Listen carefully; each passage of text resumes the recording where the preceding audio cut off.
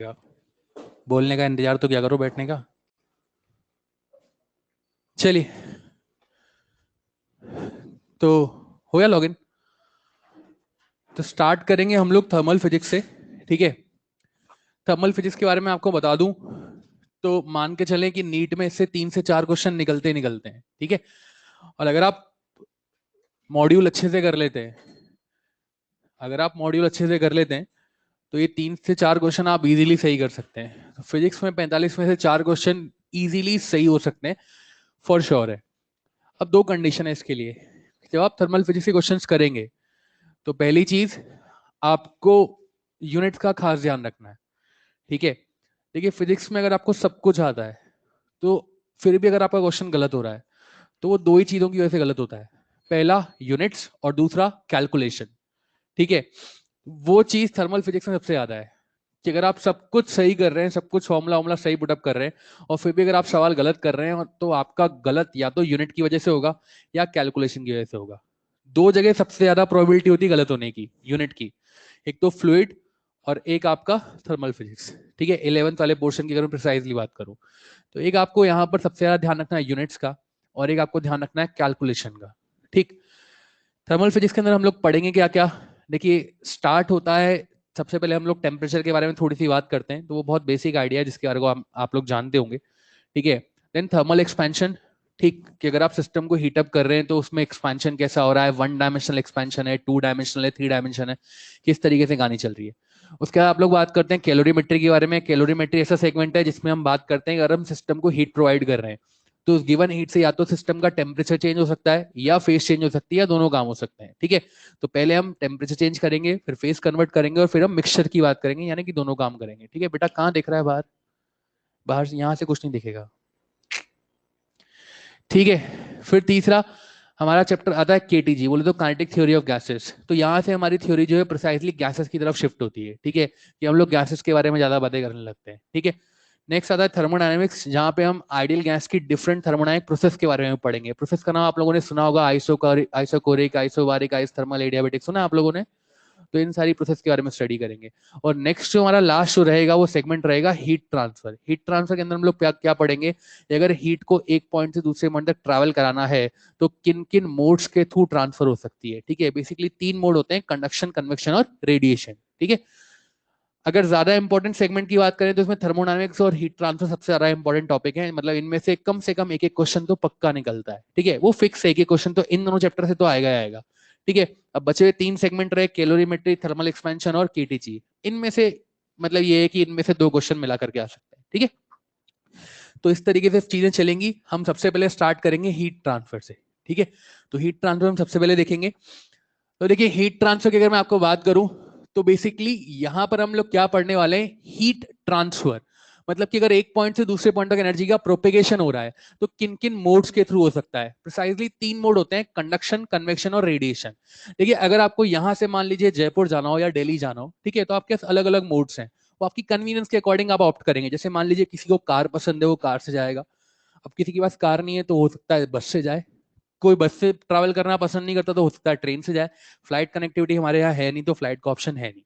तो it's like ये depend करता है अपनी कन्वीनियंस के ऊपर कि हम किस मोड के लिए कन्वीनियंट है। वैसे अगर हीट को एक पॉइंट से दूसरे पॉइंट तक ट्रैवल करना है तो हीट किस मोड के थ्रू ट्रैवल करेगी, वो कंडक्शन होगा, वो कन्वेक्शन होगा, वो रेडिएशन होगा, दैट डिपेंड्स अपॉन मीडियम। वो डिपेंड करता है मीडियम के ऊपर कि आप किस मीडियम के थ्रू जो है वो हीट को ट्रैवल करा रहे हैं। जैसे हम हमारी कन्वीनियंस के अकॉर्डिंग मोड ऑप्ट करते हैं, वैसे हीट एनर्जी के लिए भी मीडियम के अकॉर्डिंग जो है वो मोड ऑप्ट होता है। तो 3 मोड होते हैं हमारे पास, कंडक्शन, कन्वेक्शन और रेडिएशन। सबसे पहला जो मोड है वो कंडक्शन है। कंडक्शन न्यूमेरिकली इंपॉर्टेंट है, कन्वेक्शन थ्योरेटिकल है और रेडिएशन न्यूमेरिकली थोड़ा ज्यादा इंपॉर्टेंट है। ठीक है, मतलब उसमें थोड़ी ज्यादा बातें आती हैं। ठीक, सबसे पहले हम लोग स्टार्ट करेंगे कंडक्शन के बारे में। ठीक है, अच्छा मैं हीट की बात कर रहा हूं तो हीट की डेफिनेशन आप लोग को पता है? हीट की डेफिनेशन, यार तुम लोग 11th पढ़ चुके हो, तुम लोग 11th पढ़ चुके हो, तुम लोग को 11th पढ़ाई गई है। हाँ मुझे पता है, तुम लोग को तो मैं देख के पहचान गया। तो देखिए ऐसा है कि है ना, मतलब एक तो तुमने पढ़ा और एक तुमको पढ़ाया गया है, दोनों बातें अलग अलग होती हैं, जानते हैं आप लोग। ओके, तो 11th आप लोग को पढ़ाई जा चुकी है, आपने ऑनलाइन पढ़ ली है, बेसिक बेसिक चीजें आपको पता है, ऐसा मैं मान लूं? हाँ बोलेंगे? गुड। ठीक है, तो बेसिकली हीट क्या है? हीट एक फॉर्म ऑफ एनर्जी है। क्या है? एक फॉर्म ऑफ एनर्जी। सर आप बोल रहे हो ये भी तो फॉर्म ऑफ एनर्जी है ना? देखिए यार, लाइट है, ये भी फॉर्म ऑफ एनर्जी है। तो हीट और इन बाकी सारी एनर्जीज में क्या डिफरेंस है? बेसिकली हीट एक ऐसी फॉर्म ऑफ एनर्जी है which flows due to temperature difference. यानी एक सिस्टम में अगर टेम्परेचर डिफरेंस हो या दो अलग अलग बॉडीज में टेम्परेचर डिफरेंस हो, तो क्या होगा कि हाई टेम्परेचर ऑब्जेक्ट से लो टेम्परेचर ऑब्जेक्ट की तरफ जो है वो हीट का फ्लो होगा। और ये जो एनर्जी इन ट्रांजिट है, बेसिकली जो एनर्जी है इस ट्रांजिशन में, उसको हम क्या कहते हैं? Heat energy. क्या आप लोग समझ पा रहे हैं क्या यार? ओके अब देखिए कि यहां पर कंडक्शन क्या है। कंडक्शन बेसिकली एक ऐसा मोड ऑफ हीट ट्रांसफर है जिसमें मीडियम के पार्टिकल जो है बिना अपनी पोजीशन चेंज किए एक पॉइंट से दूसरे पॉइंट तक एनर्जी का क्या कराते हैं? प्रोपेगेशन कराते हैं। कैसे? जैसे मान लीजिए, या इसका एक बेसिक सा एग्जांपल दूं। मान लीजिए आप कभी घर के किचन में गए और आपने सोचा आज पानी गर्म करते हैं। ठीक है, आपने पानी गर्म करने के लिए गैस पे एक कंटेनर रखा, कंटेनर में पानी डाला। पानी डालने के बाद आपने उसको ऑन कर दिया और इग्नाइट कर दिया। अब मान लीजिए आप उसमें एक स्पून डिप करते हैं। ठीक है, तो स्पून का एक एंड जो है वो पानी को टच करेगा। थोड़ी देर बाद आप देखेंगे कि जिस एंड से आपने उसको होल्ड करके रखा हुआ है, आपको उस हैंड का टेम्परेचर थोड़ा सा बढ़ा हुआ फील होगा। क्या ऐसा होता है कभी? ऐसा होता है। तो क्यों हुआ ऐसा? कि यार जिस पॉइंट से आपने इस पानी को टच करवाया था, वहां से हीट फ्लो होती हुई कहां आ गई? जिस पॉइंट से आपने उसको होल्ड करके रखा हुआ है। क्या मेरी बात समझ पा रहे हैं क्या यार? और ये जिस मोड के थ्रू हो रहा है वो क्या है? कंडक्शन। कैसे हो रहा है ध्यान से सुने। जैसे मान लीजिए यहां पर एक रॉड है, इस पॉइंट को नाम दिया ए, इस पॉइंट को नाम दिया बी। ठीक है, हम यहां पर इस ए पॉइंट को हीटअप करना स्टार्ट करते हैं। तो बताओ कि सबसे पहले कौन से मॉलिक्यूल्स को एनर्जी मिलेगी? बी पॉइंट के मॉलिक्यूल्स को या ए पॉइंट के मॉलिक्यूल को? ओके, ये अपने प्लेस पे वाइब्रेट कर रहे थे। जैसे ही आप इनको हीटअप करेंगे तो बताओ इनकी वाइब्रेशन का एम्पलीट्यूड इतना ही रहेगा, कम हो जाएगा या बढ़ जाएगा? डेफिनेटली बढ़ जाएगा। मान लीजिए कि पहले यहां पर ये इतने एरिया के मॉलिक्यूल्स के कांटेक्ट में आ रहे थे। अब क्या होगा कि अब जिन मॉलिक्यूल्स के कांटेक्ट में आएंगे उनका नंबर पहले के रेस्पेक्ट में उतना ही रहेगा, कम हो जाएगा या बढ़ जाएगा? बढ़ जाएगा ना भैया। अब बढ़ जाएगा तो क्या होगा? कोलिजन बढ़ेंगे। कोलिजन बढ़ेंगे तो क्या होगा कि ये अपनी एनर्जी आगे ट्रांसफर करेंगे। इनको एनर्जी मिली थी तो ये तेज तेज वाइब्रेट करने लगे। जैसे इन्होंने अपनी एनर्जी आगे पास ऑन करी तो आगे के मॉलिक्यूल को एनर्जी मिली तो वो भी तेज तेज वाइब्रेट करने लगा। ऐसे क्या हुआ कि एक पॉइंट से दूसरे पॉइंट तक मॉलिक्यूल्स वाइब्रेशन के थ्रू अपनी एनर्जी को ट्रांसफर कर रहे हैं। पार्टिकल खुद एनर्जी लेकर के आगे नहीं जा रहा है, वो अपनी जगह पे खड़ा है, वो सिर्फ वाइब्रेट कर रहा है। वाइब्रेशन के थ्रू एक पॉइंट से दूसरे पॉइंट तक एनर्जी का ट्रांसफर हो रहा है। तो एक ऐसा मोड जिसमें मीडियम के पार्टिकल बिना अपनी पोजीशन चेंज किए एक पॉइंट से दूसरे पॉइंट तक एनर्जी का ट्रांसफर करते हैं, उसको हम क्या बोलते हैं? कंडक्शन। क्या बोलते हैं उसको? ओके, अब ध्यान से सुने। कंडक्शन फास्टेस्ट किस में होगा? सॉलिड में, लिक्विड में या गैस में? इसका जवाब सुनिए। देखिए मैं बताता हूं आपको।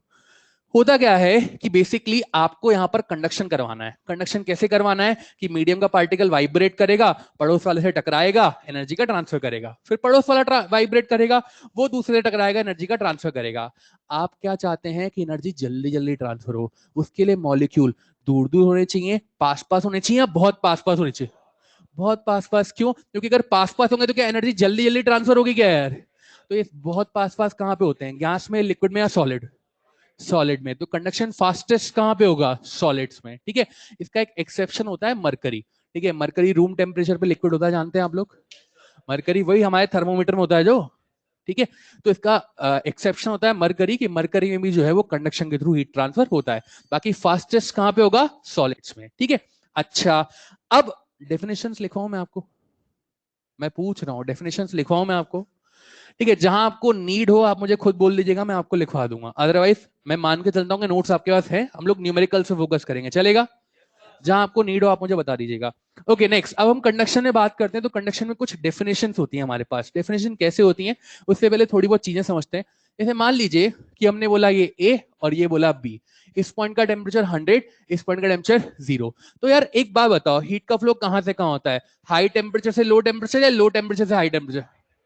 मतलब बी से ए कि ए से बी? अच्छा मान लो मैं ए पे खड़ा हूं, मेरा टेम्परेचर कितना है? 100। मैं बी पे खड़ा हूं, मेरा टेम्परेचर कितना हो गया? 0। तो ए से बी आगे बढ़ रहा हूं, तो टेम्परेचर बढ़ रहा है या कम हो रहा है?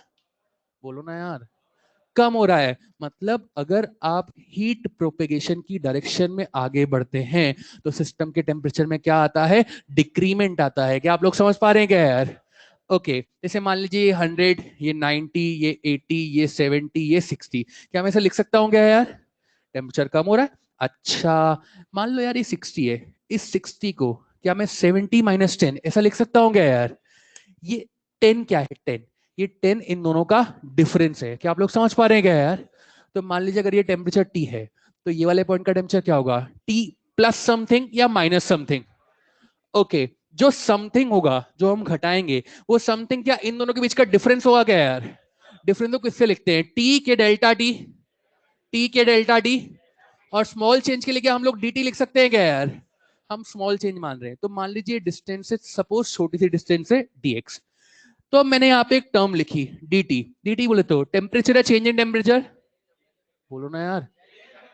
ओके मैंने लिखा dx, ये dt अपॉन dx क्या बना, change in temperature with respect to distance. क्या आप लोग समझ पा रहे हैं क्या यार?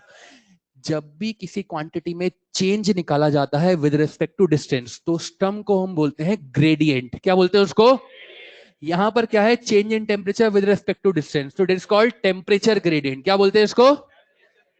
यहाँ पर एक नेगेटिव साइन लगाया जाता है। नेगेटिव साइन क्या रिप्रेजेंट कर रहा है कि जैसे आप हीट फ्लो की डायरेक्शन में आगे बढ़ रहे हैं, टेम्परेचर बढ़ रहा है या कम हो रहा है? आप लोग समझ पा रहे हैं क्या यार? ये ग्रेडियंट वर्ड आप पहले भी सुने, याद करो आपने एक टर्म पढ़ी थी potential gradient, E equals to minus का डीवी बाई डी आर, याद आता है कुछ इलेक्ट्रोस्टैटिक्स, याद आ रहा है? दैट वाज पोटेंशियल ग्रेडियंट, ठीक है। और ये क्या है, टेम्परेचर ग्रेडियंट, माइनस का dt बाय dx। अच्छा तो यहां से दो चीजें सीखने को मिली, पहली हीट फ्लो की डायरेक्शन में आगे बढ़ते हैं तो टेम्परेचर कम होता है, और दूसरी यहां पर किसी भी क्वांटिटी का variation with respect to distance अगर हम लोग निकालें तो उसको हम क्या बोलते हैं, ग्रेडियंट। यहाँ पे change in temperature with respect to distance it is called temperature gradient. कल को change in velocity with respect to distance लिखूंगा, वेलोसिटी ग्रेडियंट। क्या आप लोग समझ पा रहे हैं क्या? इसके बाद यहां पर हमारे पास दो डेफिनेशंस आती हैं, एक होती है स्टडी स्टेट और एक होती है वेरिएबल स्टेट। ठीक है, ध्यान से सुनिएगा क्या है ये। मान लीजिए कि यहां पर एक सिस्टम, एक रॉड है जिसमें हीट का फ्लो हो रहा है। हीट के फ्लो के लिए कंपलसरी कंडीशन क्या है कि सिस्टम में टेम्परेचर डिफरेंस होना चाहिए। एक टेम्परेचर है 100, एक टेम्परेचर है 0, तो यार हीट का फ्लो बी से ए कि ए से बी? ओके हीट फ्लो की डायरेक्शन में टेम्परेचर उतना ही रहता है, बढ़ता है या कम होता है? कम होता है। तो ये 100, ये 90, ये 80, ये 70, कहानी इस तरीके से चलती जा रही है और वो 0 तक पहुंच गए। अच्छा यार एक बात बताओ, ये t बराबर 0 पे मैं देख रहा हूँ, इन दोनों पॉइंट का टेम्परेचर अलग अलग है या सेम? अलग अलग है ना यार, दिखाई दे रहा है क्या यार? तो हीट का फ्लो हो रहा है या नहीं हो रहा है? हो रहा है, ठीक है। अच्छा मैंने बोला t बराबर 10, इस पॉइंट का टेम्परेचर अभी भी 100 है, ये 90 है, ये 80 है, ये 70 है, और कहानी ऐसे चल रही है। ऊपर वाले को भूल जाओ, अब सिर्फ इसको देखो, ठीक है। ये दो पॉइंट का टेम्परेचर अलग अलग है या सेम? बोलना यार, मतलब हीट का फ्लो हो रहा है या नहीं हो रहा? हो रहा है यार। पर ए पॉइंट का टेम्परेचर पहले कितना था, 100, 10 सेकेंड बाद भी कितना है, 100। पहले भी हीट का फ्लो हो रहा था, बाद में भी हीट का फ्लो हो रहा है, पर इस पॉइंट का टेम्परेचर उतना ही रह रहा है। क्या आप लोग समझ पा रहे हैं क्या यार? ये कैसे पॉसिबल हो पा रहा है? ध्यान से सुने। ओ हीरो इधर चल, 5 बजे का टाइम है। ओके ध्यान से सुने, ये कैसे पॉसिबल हो पा रहा है। जैसे मान लीजिए ये पॉइंट है 100, ये पॉइंट है 0, इसका नाम दिया ए, इसका नाम दिया बी, तो हीट का फ्लो बी से ए कि ए से बी? बोलो ना यार, ए से बी, गुड, ए से बी। अच्छा मान लीजिए यहां से 100 जूल हीट आई, मैंने 20 जूल हीट एब्जॉर्ब कर ली और 80 जूल आगे बढ़ा दी, तो बताओ मेरा टेम्परेचर उतना ही रहेगा, कम हो जाएगा या बढ़ जाएगा? मतलब हीट एब्जॉर्ब करते हैं टेम्परेचर बढ़ जाता है, गुड। मान लो 100 जूल हीट आई, मैंने 20 जूल अपनी जेब से निकाल के दी और 120 आगे बढ़ा दी, तो मेरा टेम्परेचर उतना ही रहेगा, बढ़ जाएगा या कम हो जाएगा? मतलब हीट रिजेक्ट करें तो टेम्परेचर कम हो रहा है, पर मेरा टेम्परेचर ना तो बढ़ रहा है ना कम हो रहा है। इसका मतलब क्या है कि जितनी हीट आ रही है मैं उतनी हीट को आगे पास ऑन कर दे रहा हूं। क्या आप लोग समझ पा रहे हैं क्या यार? तो अगर किसी पर्टिकुलर पॉइंट का टेम्परेचर कांस्टेंट है, मतलब कि वो टाइम के साथ नहीं बदल रहा है और हीट का प्रोपेगेशन चल रहा है, तो इसका मतलब कि इनकमिंग हीट बराबर आउटगोइंग हीट। क्या आप लोग समझ पा रहे हैं क्या यार? और ऐसी कंडीशन को हम लोग कहते हैं स्टेडी स्टेट। क्या कहते हैं इसको? Steady state. देखो यहाँ पर हीट का प्रोपेगेशन रुक नहीं रहा, एनर्जी तो फ्लो कर रही है, कोई दिक्कत नहीं है, आराम से फ्लो कर रही है, क्योंकि 2 पॉइंट के टेम्परेचर में डिफरेंस है। पर एक पॉइंट का जो इनिशियल टेम्परेचर था और उस पॉइंट का टेम्परेचर में 50 सेकंड, 100 सेकंड, 1 घंटे बाद देखूं तो वो क्या है? फिक्स है, वो कांस्टेंट है, वो नहीं बदल रहा है। तो ऐसी स्टेट को हम लोग क्या कहते हैं? Steady state. ठीक है, यानी कि ये कंडीशन कब पॉसिबल होगी कि नेट इनकमिंग हीट बराबर नेट आउटगोइंग हीट। क्या आप लोग समझ पा रहे क्या है? ओके, दूसरी बात यार, अगर मान लीजिए यहां पर मान लीजिए 90 ना होके 95 हो गया, ये 85 हो गया, 75 हो गया, तो अब यार यहां पर देखो पहले कितना था? 90, अब कितना हो गया? 95। मतलब इनकमिंग हीट बराबर आउटगोइंग हीट, ऐसा है कि नहीं है? बोलना है यार। तो ऐसी स्टेट को हम लोग क्या कहते हैं? Variable state. क्या कहते हैं इसको? तो अगर किसी पर्टिकुलर पॉइंट का टेम्परेचर टाइम के में कांस्टेंट है, मतलब नहीं बदल रहा है, हीट फ्लो चल रहा है, तो ऐसी स्टेट को कहते हैं स्टेडी स्टेट। अदरवाइज वो बदल रहा है तो उसको क्या कहते हैं? Variable state. अच्छा, यहां पर आपके सिस्टम में हम जितने भी लॉ डिफाइन करेंगे, जितनी भी चीजें डिफाइन करेंगे, जो भी कोई टर्म लिखेंगे, वो सब स्टेडी स्टेट में लिखेंगे, वेरिएबल स्टेट में नहीं लिखेंगे। ठीक, तो ये टर्म्स हमें ध्यान रखनी है। ठीक, अब नेक्स्ट हमारे पास आता है लॉ ऑफ कंडक्शन। देखिए अभी तक हम थ्योरेटिकल बातें कर रहे थे कि हीट का फ्लो कैसे हो रहा है, स्टेडी स्टेट में हो रहा है या वेरिएबल स्टेट में हो रहा है, टेम्परेचर ग्रेडियंट क्या है। अब हम बात करेंगे क्वांटिटी की, कि भाई सिस्टम में जो है वो अगर आपको टी टाइम दिया जाए और कोई एक टेम्परेचर डिफरेंस दिया जाए तो टी टाइम में कितना हीट का फ्लो होगा। ठीक, ध्यान से देखिएगा कि मान लीजिए यहां पर मैंने एक रॉड ली, एक एंड का टेम्परेचर लिया T1, एक एंड का टेम्परेचर लिया T2। ये T1 T2 से बड़ा है, तो बताओ हीट का फ्लो B से है कि A से B? बोलो यार। इस पॉइंट का टेम्परेचर मान लिया T, तो इसका T प्लस समथिंग या माइनस समथिंग? तो मैं इसको मान लिया T माइनस dt। dt का मतलब चेंज या स्मॉल चेंज? तो यार स्मॉल चेंज है तो हमने डिस्टेंस भी कितनी मान ली? स्मॉल मान ली। इस डिस्टेंस को मान लिया सपोज करें dx। ठीक है, तो अब मैं यहाँ पे बात कर रहा हूँ heat flow Q by T. ये Q बाई टी इसको हम बोलते हैं रेट ऑफ हीट फ्लो। क्या बोलते हैं इसको? अच्छा, अभी हम छोटे से डिस्टेंस के लिए बात कर रहे हैं, तो क्या मैं इसको dq बाई dt ऐसा लिख सकता हूँ क्या यार? Rate of heat flow. तो जो रेट ऑफ हीट फ्लो है ना, that is directly proportional to cross section area. जितना क्रॉस सेक्शन एरिया ज्यादा होगा उतना ही रेट ऑफ हीट फ्लो क्या होगा? ज्यादा होगा। कैसे? जैसे यहाँ पर एक गेट है, मान लीजिए इस गेट से एक बार में 2 लोग निकल सकते हैं। अगर मैं इस गेट का एरिया बढ़ा दूं तो इससे निकलने वाले लोग 2 ही रहेंगे, 2 से कम हो जाएंगे या बढ़ जाएंगे? जितना एरिया ज्यादा होगा क्या उतना रेट ऑफ हीट फ्लो ज्यादा होगा क्या यार? तो rate of heat flow directly proportional to cross section area. दूसरा, ये जो रेट ऑफ हीट फ्लो है dq by dt is directly proportional to minus का dt बाय dx। यार ये dt बाई dx देख के बताना, तो क्या ये change in temperature with respect to distance दिखाई दे रहा है क्या यार? क्या नाम देते हैं इसको? Temperature gradient. क्या नाम देते हैं इसको? जितना ज्यादा टेम्परेचर में डिफरेंस ज्यादा होगा उतना आपका रेट ऑफ हीट फ्लो ज्यादा होगा। ओके, नेगेटिव साइन क्या इंटरप्रेट कर रहा है कि टेम्परेचर उतना ही है, कम हो रहा है या बढ़ रहा है? क्या आप लोग समझ पा रहे क्या यार? ओके, जब प्रोपोर्शनलिटी का साइन हटाते हैं तो एक कांस्टेंट लगाते हैं, तो यहाँ से dq बाई dt क्या बना? माइनस का ka dt बाई dx। ठीक है, ये k एक कांस्टेंट है जिसे हम बोलते हैं कोफिशिएंट ऑफ थर्मल कंडक्टिविटी। क्या बोलते हैं इसको? बेसिकली कोई सिस्टम कितना हीट का अच्छा कंडक्टर है ये के उसको बता रहा है। अगर किसी सब्सटेंस के लिए के की वैल्यू ज्यादा होगी तो हीट का अच्छा कंडक्टर है, और अगर के की वैल्यू कम होगी तो हीट का बुरा कंडक्टर है। क्या आप लोग समझ पा रहे हैं क्या है? खाना बनाने का बर्तन, उसकी थर्मल कंडक्टिविटी क्या होनी चाहिए? कम या ज्यादा? बोलो। ओके, कॉमन सेंस है क्या कि यार हम लोग क्या चाहेंगे? खाना धीरे से बने या जल्दी से बन जाए? जल्दी से बन जाए भैया, यही तो चाहेंगे हम लोग। तो यार खाना बनाने के लिए आप क्या चाहेंगे? कि बर्तन यूनिफॉर्मली गर्म हो और जल्दी से गर्म हो। ठीक है, तो यार बेसिकली जब हम गैस पे कोई बर्तन रखते हैं तो उसके बाद उसको नीचे से गर्म करते हैं, तो पहले वो नीचे से गर्म हो रहा है, हम सिर्फ उसको नीचे से थोड़ा ना गर्म करना चाहते हैं, हम तो हर सेक्शन को यूनिफॉर्मली गर्म करना चाहते हैं। क्या आप लोग मेरी बात समझ पा रहे हैं क्या यार? तो यार इसके लिए हम क्या चाहेंगे कि हीट का कंडक्शन यानी हीट का एक पॉइंट से दूसरे पॉइंट तक प्रोपेगेशन धीरे धीरे हो या जल्दी जल्दी हो। तो इसका मतलब सिस्टम की हीट को कंडक्ट करवाने की कैपेबिलिटी नॉर्मल हो, कम हो या ज्यादा हो, यानी के की वैल्यू क्या हो? ज्यादा हो। तो बेसिकली खाना बनाने के बर्तन उनके लिए के क्या होना चाहिए? ज्यादा होना चाहिए। ओके, मेटल्स जो होते हैं वो हीट के अच्छे कंडक्टर होते हैं, जो हीट के बुरे कंडक्टर हैं उनके लिए के की वैल्यू क्या हो जाएगी? कम हो जाएगी। जैसे कि एयर, एयर हीट का अच्छा कंडक्टर है या बुरा? बताओ, पक्का? एयर हीट का बुरा कंडक्टर है। कैसे? जैसे मैं एक एग्जांपल देता हूं आपको कि आपने सुना होगा कि अगर सर्दियों में जो हमें ठंड ज्यादा लग रही हो तो हमें अगर ब्लैंकेट लेने हो तो हम एक थिक ब्लैंकेट लें या दो थिन ब्लैंकेट लें? दो थिन ब्लैंकेट लेने चाहिए। क्यों? क्योंकि होता क्या है कि यार जो एक ब्लैंकेट आपने लिया, आपने एक ब्लैंकेट लिया, उसके जब आप दूसरा ब्लैंकेट रख रहे हैं तो उनके बीच में एयर की एक लेयर बन जाती है। Air is a bad conductor of heat. तो क्या करता है, वो आपकी हीट को ट्रैप करके रखता है, वो बाहर नहीं निकलने देता। ठीक है भाई, हमें ठंड क्यों लगती है? क्योंकि बाहर का टेम्परेचर कम है, हमारा टेम्परेचर ज्यादा है, तो हीट का फ्लो कहां से कहां होता है? हाई से लो, यानी हमारी बॉडी से एटमोस्फेयर की तरफ, तो हमें ठंड लगती है। तो अगर मान लीजिए वो हीट ट्रैप हो गई अंदर, तो बाहर नहीं जाएगी, बाहर नहीं जाएगी तो हमें ठंड कम लगेगी। तो अगर आप दो थिन ब्लैंकेट लें, रिलेटिवली मतलब सेम थिकनेस के हों, पर दो थिन ब्लैंकेट लें, तो इन दैट केस आपके सिस्टम में क्या होगा कि वो हीट वहीं ट्रैप होकर रह जाएगी और आपको ठंड नहीं लगेगी, because air is a bad conductor of heat. क्या आप लोग समझ पा रहे हैं क्या यार? ओके, तो यहां पर आप ध्यान से देखें कि अब छोटी छोटी बातें इसमें ऑब्जर्व करने वाली, ये जो dx है, ठीक। अच्छा, यहां पर एक बात बताओ, हीट का फ्लो कहां से कहां हो रहा है? बी से ए या ए से बी? ओके, ए से बी। तो आप लोग ऑब्जर्व करें, ये जो डिस्टेंस ली गई है, ये डिस्टेंस हीट फ्लो की डायरेक्शन में ली जाती है। जिस डायरेक्शन में हीट फ्लो हो रहा है, आपको डिस्टेंस उसी डायरेक्शन में लेनी है। दूसरा, ये क्रॉस सेक्शन एरिया है ए, ठीक है, ये क्रॉस सेक्शन एरिया है, that will be always taken in the perpendicular direction of heat flow.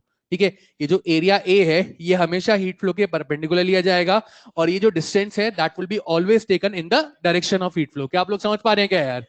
जब मैंने यहाँ पे dt लिखा, dt इन दोनों पॉइंट के बीच का टेम्परेचर डिफरेंस है, तो मैंने इन दोनों पॉइंट के बीच की डिस्टेंस लिख दी। अब मान लो कि मैं रॉड में एंड टू एंड बात कर रहा हूं, मतलब कि यार मैंने बोला ये T1, ये T2, मैं कंप्लीट लेंथ की बात कर रहा हूं, तो मैंने इसके लिखा, यहाँ पे लिखा Q/T इक्वल्स टू माइनस का KA। अब कंप्लीट लेंथ की बात कर रहा हूं, तो temperature difference end to end लिखूंगा। डिफरेंस कैसे लिखते हैं? इनिशियल माइनस फाइनल या फाइनल माइनस इनिशियल? तो T2 माइनस T1 अपॉन इन दोनों के बीच की डिस्टेंस, तो डिवाइड बाय क्या हो गया? L। ये माइनस को अंदर लेके जाएंगे, क्या ये T1 माइनस T2 ऐसा बन जाएगा क्या यार? तो हम लोग न्यूमेरिकल्स के लिए क्या याद रखेंगे? न्यूमेरिकल्स के लिए याद रखेंगे कि आपको हमेशा बड़े टेम्परेचर में से छोटे टेम्परेचर को घटाना है। माइनस साइन लेके नहीं चलेंगे, हमेशा बड़े में से छोटे को घटा देंगे। क्या आप लोग समझ पा रहे हैं क्या यार? Okay, case called coefficient of thermal conductivity. एक बार इसकी यूनिट के बारे में बातें कर लेते हैं। ध्यान से देखें, मुझे के निकालना है, तो के को एक तरफ छोड़ दिया, बाकी सबको एक तरफ लेके जा रहा हूं। तो Q/T L upon A T1 minus T2। Q बोले तो एनर्जी, एनर्जी कैसे unit? Joule, time second, length metre, area metre square, T1 minus T2। ये टेम्परेचर डिफरेंस है। डिफरेंस को चाहे सेंटीग्रेड में रखें या केल्विन में, दोनों अलग अलग बात है, एक ही बात। मैं इसको लिख रहा हूँ केल्विन, सेंटीग्रेड भी लिख सकते हैं, कोई दिक्कत नहीं है, मीटर से मीटर चला जाएगा। जूल पर सेकंड क्या होता है? वॉट। तो वॉट पर मीटर पर केल्विन, ये क्या बन जाएगी? इसकी यूनिट बन जाएगी। आप लोग समझ पा रहे हैं क्या यार? ओके, अब एक छोटी सी चीज सुनिए, क्या कि आपने एक टर्म पढ़ी थी, करंट, इलेक्ट्रिकल करंट, याद है आप लोग को? Electrical current was rate of flow of charge Q/T। कुछ याद आ रहा है क्या यार? हम यहाँ पे क्या पढ़ रहे हैं? Capital Q/T। ये क्या है? चार्ज की एनर्जी। बोलो यार, हीट एक टाइप की एनर्जी है। तो एनर्जी, क्या हम लोग एनर्जी पर यूनिट टाइम पढ़ रहे हैं क्या यार? तो इसको हम बोलते हैं थर्मल करंट। क्या बोलते हैं इसको? Thermal current. ठीक है, इलेक्ट्रिकल करंट क्या था? Rate of flow of charge. ये rate of flow of heat energy है, तो इसको क्या बोल रहे हैं हम लोग? Thermal current. क्या आप लोग समझ पा रहे हैं क्या यार? इसमें कुछ लिखना है? चलिए, तो हम लोग क्वेश्चन की तरफ चलते हैं। ठीक, पहला सवाल बिल्कुल बेसिक सवाल से स्टार्ट करेंगे, ध्यान से देखिए। ओके, जो के है, ये कोफिशिएंट ऑफ थर्मल कंडक्टिविटी है, ये डिपेंड करता है नेचर ऑफ मटेरियल पे। अगर आपके पास 3-4 रॉड्स है और आप सबका मटेरियल सेम रखते हैं, तो इन दैट केस जो के की वैल्यू होगी वो सबके लिए क्या होगी? सेम होगी। ठीक है, ये नेचर ऑफ मटेरियल पे डिपेंड करता है।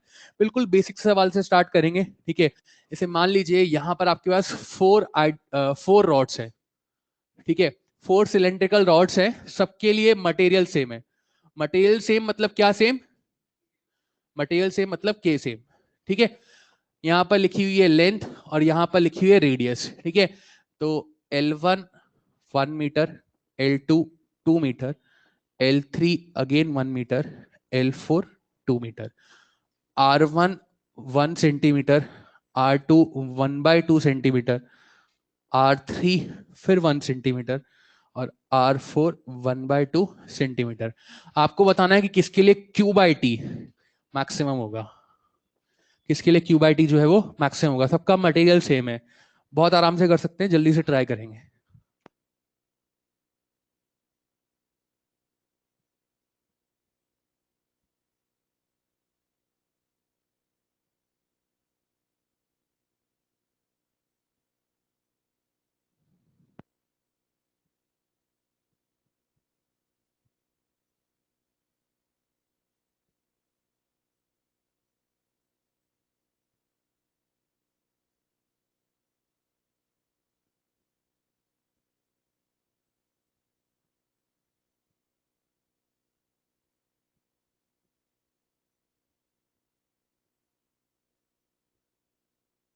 ओके, ध्यान से देखें भाई।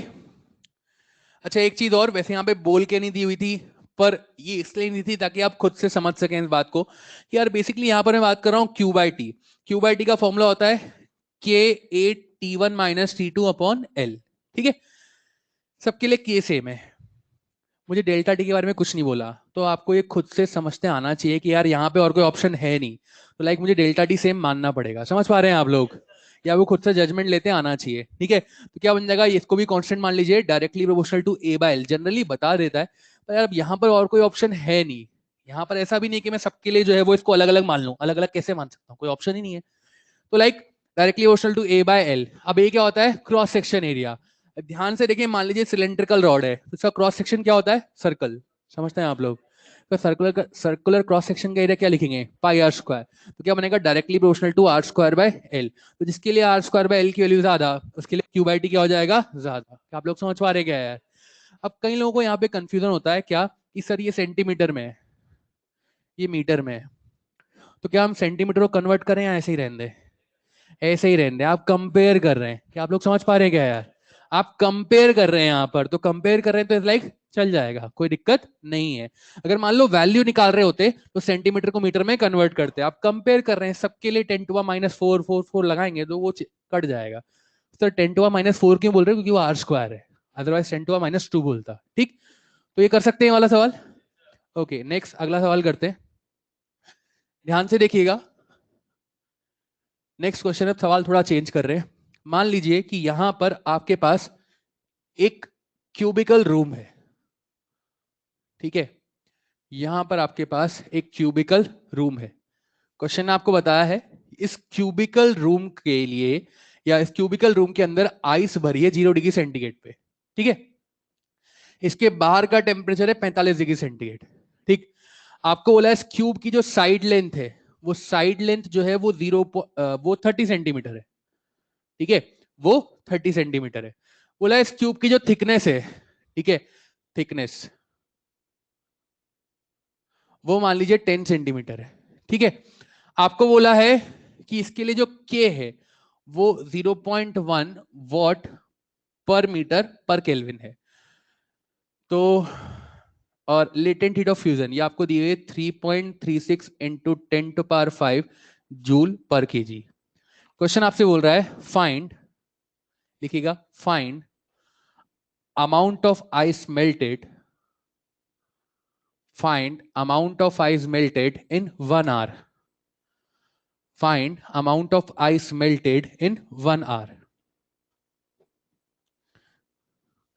चलिए पहले क्वेश्चन समझ लेते हैं, उसके बाद आप ट्राई कीजिएगा। ध्यान से देखें कि यार पहले यहां पर ये समझ ले क्वेश्चन क्या है।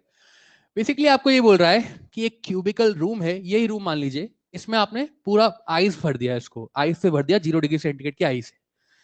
बाहर का टेम्परेचर 45 डिग्री सेंटीग्रेड है। तो यार हीट के प्रोपिगेशन के लिए क्या जरूरी है, टेम्परेचर डिफरेंस। हीट का फ्लो कहां से कहां होगा, हाई टेम्परेचर से लो टेम्परेचर। बाहर का टेम्परेचर 45 है, आइस का टेम्परेचर 0 है, तो हीट का फ्लो कहां से कहां होगा, इन से आउट के आउट से इन, बाहर से अंदर, है ना, बाहर से अंदर। अब ये हीट किसको मिलेगी, इस आइस को। आइस अभी कहां पर है, आइस अपने मेल्टिंग पॉइंट पर है। भाई आइस का मेल्टिंग पॉइंट कितना होता है, 0 डिग्री सेंटीग्रेड। तो यार जैसे ही ये हीट आइस को मिलेगी, तो आइस के साथ क्या होगा, मेल्टिंग पॉइंट का मतलब वो टेम्परेचर जिसपे आपका सॉलिड जो है वो लिक्विड में कन्वर्ट होता है। तो यार जैसे ही ये हीट आइस को मिलेगी, तो आइस अपने मेल्टिंग पॉइंट पर है, तो इसके साथ क्या होगा, फेज कन्वर्जन होगा, यानी आइस मेल्ट होगी। क्या आप लोग समझ पा रहे हैं क्या यार? तो बोलेगा अगर 1 घंटे तक हीट फ्लो होती रही, तो आपको बताना है इस 1 घंटे में कितनी आइस मेल्ट होगी। तो ये आपका क्वेश्चन है, डेटा आपके सामने लिखा हुआ है, 1 मिनट दे रहा हूं, इक्वेशन बनाया जल्दी से।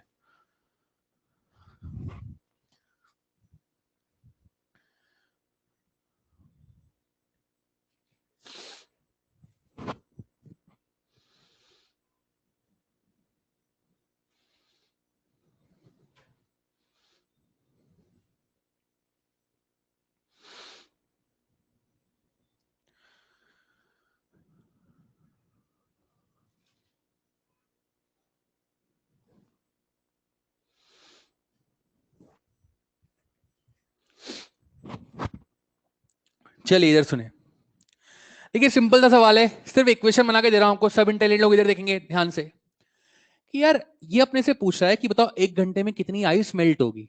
ठीक है, ठीक है, अगर मुझे आइस को मेल्ट करना है तो मुझे उसको हीट देनी पड़ेगी या उससे हीट निकालनी पड़ेगी? देनी पड़ेगी।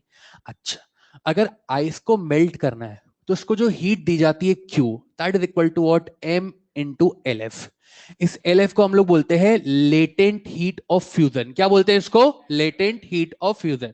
क्या होती है मैं डिटेल में पढ़ाऊंगा आपको, पर अभी के लिए सुन लीजिए। जैसे यहां से मुझे LF की बात करनी हो तो that is what? Q by M। इसका मतलब क्या होता है? It is the amount of energy required to change the phase of a unit quantity substance. It is the amount of energy required to change the phase of unit quantity substance। मास से divide कर दिया, मतलब unit quantity की बात कर रहा हूं कि यूनिट क्वांटिटी का फेज कन्वर्जन करने के लिए आपको जो हीट रिक्वायर्ड होती है उसको हम बोलते हैं लेटेंट हीट। यहां पर हम सॉलिड से लिक्विड में जा रहे हैं तो इसको बोलते हैं लेटेंट हीट ऑफ फ्यूजन। अगर मैं लिक्विड से वेपर में जा रहा हूं तो उसको हम बोलते हैं लेटेंट हीट ऑफ वेपराइजेशन। क्या आप लोग समझ पा रहे हैं क्या यार? इसकी वैल्यू हमको दी हुई है। ठीक, तो यहां से अगर मुझे आइस को मेल्ट करना है तो मुझे उसको इतनी हीट देनी पड़ेगी, M इंटू L। अब ये हीट मिल कहां से रही है? ये हीट मिल रही है जो रूम के बाहर से अंदर फ्लो हो रही है। क्या आप लोग समझ पा रहे हैं क्या यार? अब रूम के बाहर से अंदर जो हीट फ्लो हो रही है वो कौन से मोड से हो रही है? कंडक्शन से। क्यों? क्योंकि भैया रूम क्या है? लिक्विड, पेपर या सॉलिड? बोलो ना यार। सॉलिड में कौन सा मोड ऑफ हीट ट्रांसफर लेते हैं? कंडक्शन। तो बेसिकली यहां पर जो हीट फ्लो हो रही है वो कंडक्शन से हो रही है, और कंडक्शन के लिए रेट ऑफ हीट फ्लो का फॉर्मूला हम लोगों ने पढ़ा है। क्या पढ़ा है हम लोगों ने? That is what? Q by T equals to K A delta T upon delta X. कैसा पढ़ाया गया यार? ओके सर, आपने तो यहाँ पे L लिखा था ना? हाँ लिखा था भाई, L लिख ले, कोई दिक्कत नहीं है। ठीक, अब ध्यान से सुन, ये Q की वैल्यू M इंटू एल उठा के यहाँ रख रहा हूँ, तो बस क्या बना? M into L F divide by T बराबर के A delta T upon L. देख भाई ध्यान से सुनना, ये जो एल है, एल, ये एल अपन ने लिखी थी लेंथ। क्या बोला था इसके बारे में? That is always taken in the direction of heat flow. कुछ समझ में आ रहा है क्या यार? अब सुनिएगा, ये मान लीजिए आपके रूम की एक दीवार है, एक दीवार है, ठीक है। ये रूम के अंदर का टेम्परेचर 0 और ये रूम के बाहर का टेम्परेचर 45। तो हीट का फ्लो कहां से कहां हो रहा है? बाहर से अंदर की तरफ। क्या आप लोग समझ पा रहे हैं क्या यार? लेंथ आप लोग कहां लेते हैं? हीट फ्लो के परपेंडिकुलर डायरेक्शन में या डायरेक्शन में? तो देखो हीट फ्लो की डायरेक्शन में जो लेंथ ली जाएगी, क्या वो इस थिकनेस के बराबर होगी क्या यार? यार हाँ ना तो बोलो यार। तो बेसिकली यहां पर मुझे इस लेंथ की जगह साइड लेंथ लिखनी है या थिकनेस लिखनी है? थिकनेस। तो दैट मींस व्हाट? यहां पर क्या लिखा जाएगा? थिकनेस। अब बस इक्वेशन बन गई, डेटा पुटअप करना है, आपके पास आंसर आ जाएगा। कैसे? मुझे बोला है 1 घंटे में कितनी आइस मेल्ट होगी, तो मतलब मुझे एम निकालना है। ठीक, तो एम मुझे चाहिए, लेटेंट हीट ऑफ फ्यूजन मुझे दी हुई है। ठीक, तो मैं वैल्यू पुटअप कर रहा हूं, देखिएगा ध्यान से इधर प्लीज। एम तो एम 3.36 इंटू 10⁵ जूल पर केजी, मतलब वो ऐसा यूनिट है। उसने बोला है टाइम 1 आवर। आर टाइम की ऐसा यूनिट नहीं होती है, टाइम की ऐसा यूनिट क्या होती है? सेकेंड। तो एक आवर में कितने सेकेंड? 3600, जानते हैं आप लोग? 60 into 60 दैट बिकम्स व्हाट? 3600। ठीक है, इक्वल्स टू के आपको दिया हुआ है ऐसा यूनिट में। ठीक है, एरिया में भी रखूंगा यहाँ पर। डेल्टा टी, डेल्टा टी बोले तो टेम्परेचर में चेंज, बड़े में छोटे को हटाना है, तो मैंने यहाँ पे लिख दिया 45 अपॉन थिकनेस आपको कितनी दी हुई है? 10 सेंटीमीटर। इसको हम मीटर में कन्वर्ट करेंगे, दैट बिकम्स व्हाट? 0 पॉइंट, अच्छा 10 सेंटीमीटर, सेंटीमीटर से मीटर में जाएंगे तो multiply by 100 divide by 100। Good, ठीक है 0.1। अब बात आती है एरिया। तो एरिया कितना लिखें? क्यूब का एरिया का ए स्क्वायर के बराबर होता है क्या यार? यार आना तो बोलो यार। तो यार यहाँ पे साइड लेंथ कितनी लिखी हुई है? 30 सेंटीमीटर। मीटर में कन्वर्ट करेंगे तो 0.30 का स्क्वायर। क्या आप लोग समझ पा रहे हैं क्या यार? यहाँ पे इसको सॉल्व करेंगे, मेरे पास एम का आंसर आ जाएगा। जो एम का आंसर आएगा वो सरासर गलत आएगा। पूछो क्यों? पूछो क्यों? देखिए भैया, यहां पर जो क्यूबिकल बॉक्स है, इसकी सिर्फ एक साइड से हीट का ट्रांसफर नहीं हो रहा है, हर साइड से हीट का ट्रांसफर हो रहा है। इट्स लाइक मान लीजिए आपके यहाँ क्यूबिकल बॉक्स था, आपने उसको हवा में लटका दिया है, तो जो हीट, और बाहर का टेम्परेचर 45 डिग्री सेंटीग्रेड है, तो हीट का ट्रांसफर एक वॉल से होगा या 6 वॉल से होगा? तो आपको एरिया ए स्क्वायर लिखना चाहिए या 6a स्क्वायर? क्या आप लोग समझ पा रहे हैं क्या यार? तो इट्स लाइक यहां पर जो एरिया लिखा जाएगा वो 6a स्क्वायर लिखा जाएगा, ना कि ए स्क्वायर। क्या आप लोग समझ पा रहे हैं क्या यार? ये समझने वाली बात थी, इस क्वेश्चन का ट्विस्ट यही था। ठीक है, एग्जैक्टली ऐसा सवाल एक बार नीट में पूछा हुआ है, सुनिएगा प्लीज। उसने क्या करा? उसने क्यूबिकल बॉक्स लेने की बजाय उसने बोला कि एक स्टोन की स्लैब है, मॉड्यूल में है अपनी एक्सरसाइज 2 में, उसने बोला स्टोन की एक स्लैब है, बोल रहा है ऐसे ही कहानी है पूरी, नीचे का टेम्परेचर 100 है, ऊपर का टेम्परेचर 0 है, और बताना है कि उसने बोला है 1 घंटे में 4.8 kg आइस मेल्ट हो जाती है, तो बताओ कि इसकी थर्मल कंडक्टिविटी कितनी होगी। बेसिकली उसने एम दे दिया और आपसे यहाँ पे के पूछ लिया, हमने अगर एक के दिया और आपसे यहाँ पे एम पूछा है, पर उसने स्टोन स्टोन की एक मतलब का वो स्लैब ली है, तो उसमें एरिया आपको ए स्क्वायर लिखना है, पर यहाँ पर मेरे पास क्यूबिकल रूम है, तो मुझे एरिया 6a² लेके चलना है, क्योंकि सिर्फ एक वॉल के थ्रू कंडक्शन नहीं हो रहा है, सारी वॉल्स के थ्रू कंडक्शन हो रहा है। क्या आप लोग समझ पा रहे हैं क्या यार? इसलिए मैंने 6a² लिखा। अब इसको लिख लीजिए। किसी ने बनाया था ऐसे 6a² लेकर के? किसने बनाया था? आपने? और गुड, प्लीज लिखिएगा जी। हाँ, तो आप 6x लेना चाहते हैं? ओके ओके, सुनिएगा सुनिएगा, मैं अलग अलग करके लिखूं चलेगा? मैंने यहाँ पे एक ही बार लिखा है, मैं अलग अलग करके लिखता हूँ। इट्स लाइक सबके लिए मटेरियल तो सेम है ना, सबके लिए के सेम रहेगा, एरिया यूनिफॉर्म है, सबकी वॉल का एरिया सेम रहेगा, थिकनेस भी सेम है, तो K A delta T upon X first, plus K A delta T upon X second, plus K A delta T upon X third, up to what 6 time. अब सब में K delta T upon X है, common ले सकता हूं, ठीक है, तो K A delta T upon X common ले लिया, अंदर क्या बचेगा 1, तो 1 + 1 + 1 6 टाइम, कितनी बार हो जाएगा? 1 + 1 + 1 6 बार, 6 हो जाएगा, तो बस क्या बना 6 ka∆t/x, मैंने ऊपर 6 ही लिखा है, ठीक है, वो डिनोमीटर में 6 ऐड नहीं होगा, वो मल्टीप्लाई में होगा, समझ पा रहे हैं, तो इसलिए ऊपर लिखा है। चलिए, ये डाउट आता है लोगों को, तो इसलिए कोई डाउट आउट है तो आपको पूछते रहना है, ठीक, तो इस तरीके से हम इसको लिख सकते हैं, तो ये नोट कर लीजिए।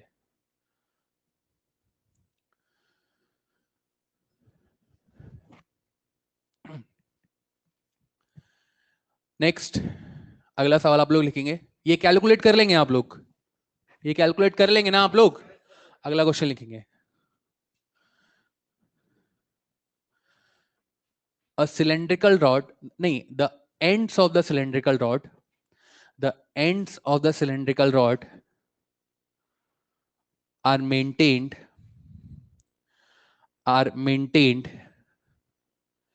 at temperature T1 and T2. The ends of a cylindrical rod are maintained at temperature T1 and T2. Bracket में लिखेंगे T1 is greater than T2, bracket में लिखेंगे T1 is greater than T2, so that Q heat flows, so that Q heat flows in time small t. Q heat flows in time small t. ठीक है? Now the rod is melted. The rod is melted, and a new rod is formed. New rod is formed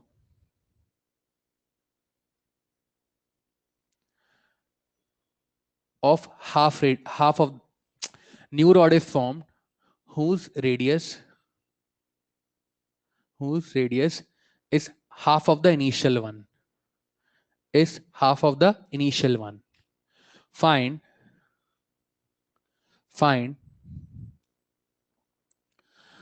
amount of heat flows in time small t. Amount of heat flows in time small T. Question आपसे बोल रहा है कि आपको जो है वो अब जो नई रॉड बनी है उससे टी टाइम में कितना हीट का फ्लो रहा है आपको बताना है। डेल्टा टी आप कांस्टेंट मान सकते हैं, ठीक है, टेम्परेचर डिफरेंस आप चेंज नहीं कर रहे हैं, तो सिंपल सवाल है, ट्राई करेंगे बिल्कुल।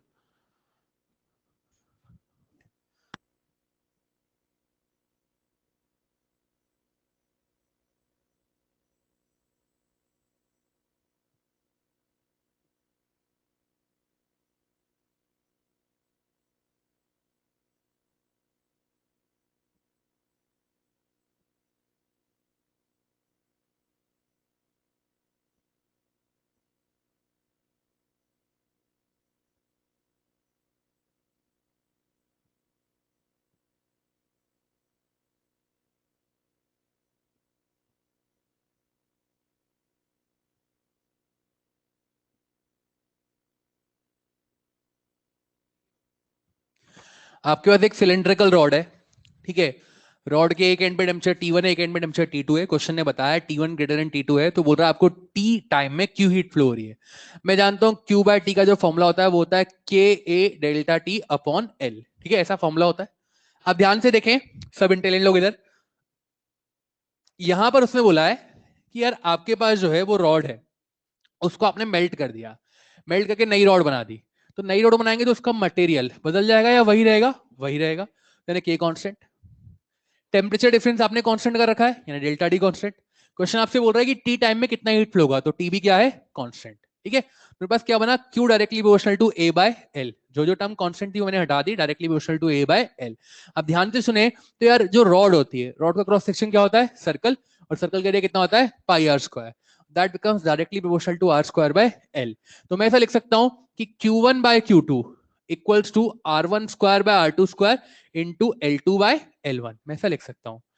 अब देख, मैंने मान लिया कि लेट R1 बराबर R, इनिशियल रेडियस मैंने R1 R मान ली, R2 उसने क्या बोला है? हाफ हो गई, तो मैंने बोला R2 बराबर R/2, हाफ हो गई। क्वेश्चन ने बोला ऐसा। सर ये तो ठीक है, लेंथ का क्या करोगे? लेंथ तो दी नहीं है, तो सर कांस्टेंट मान लो।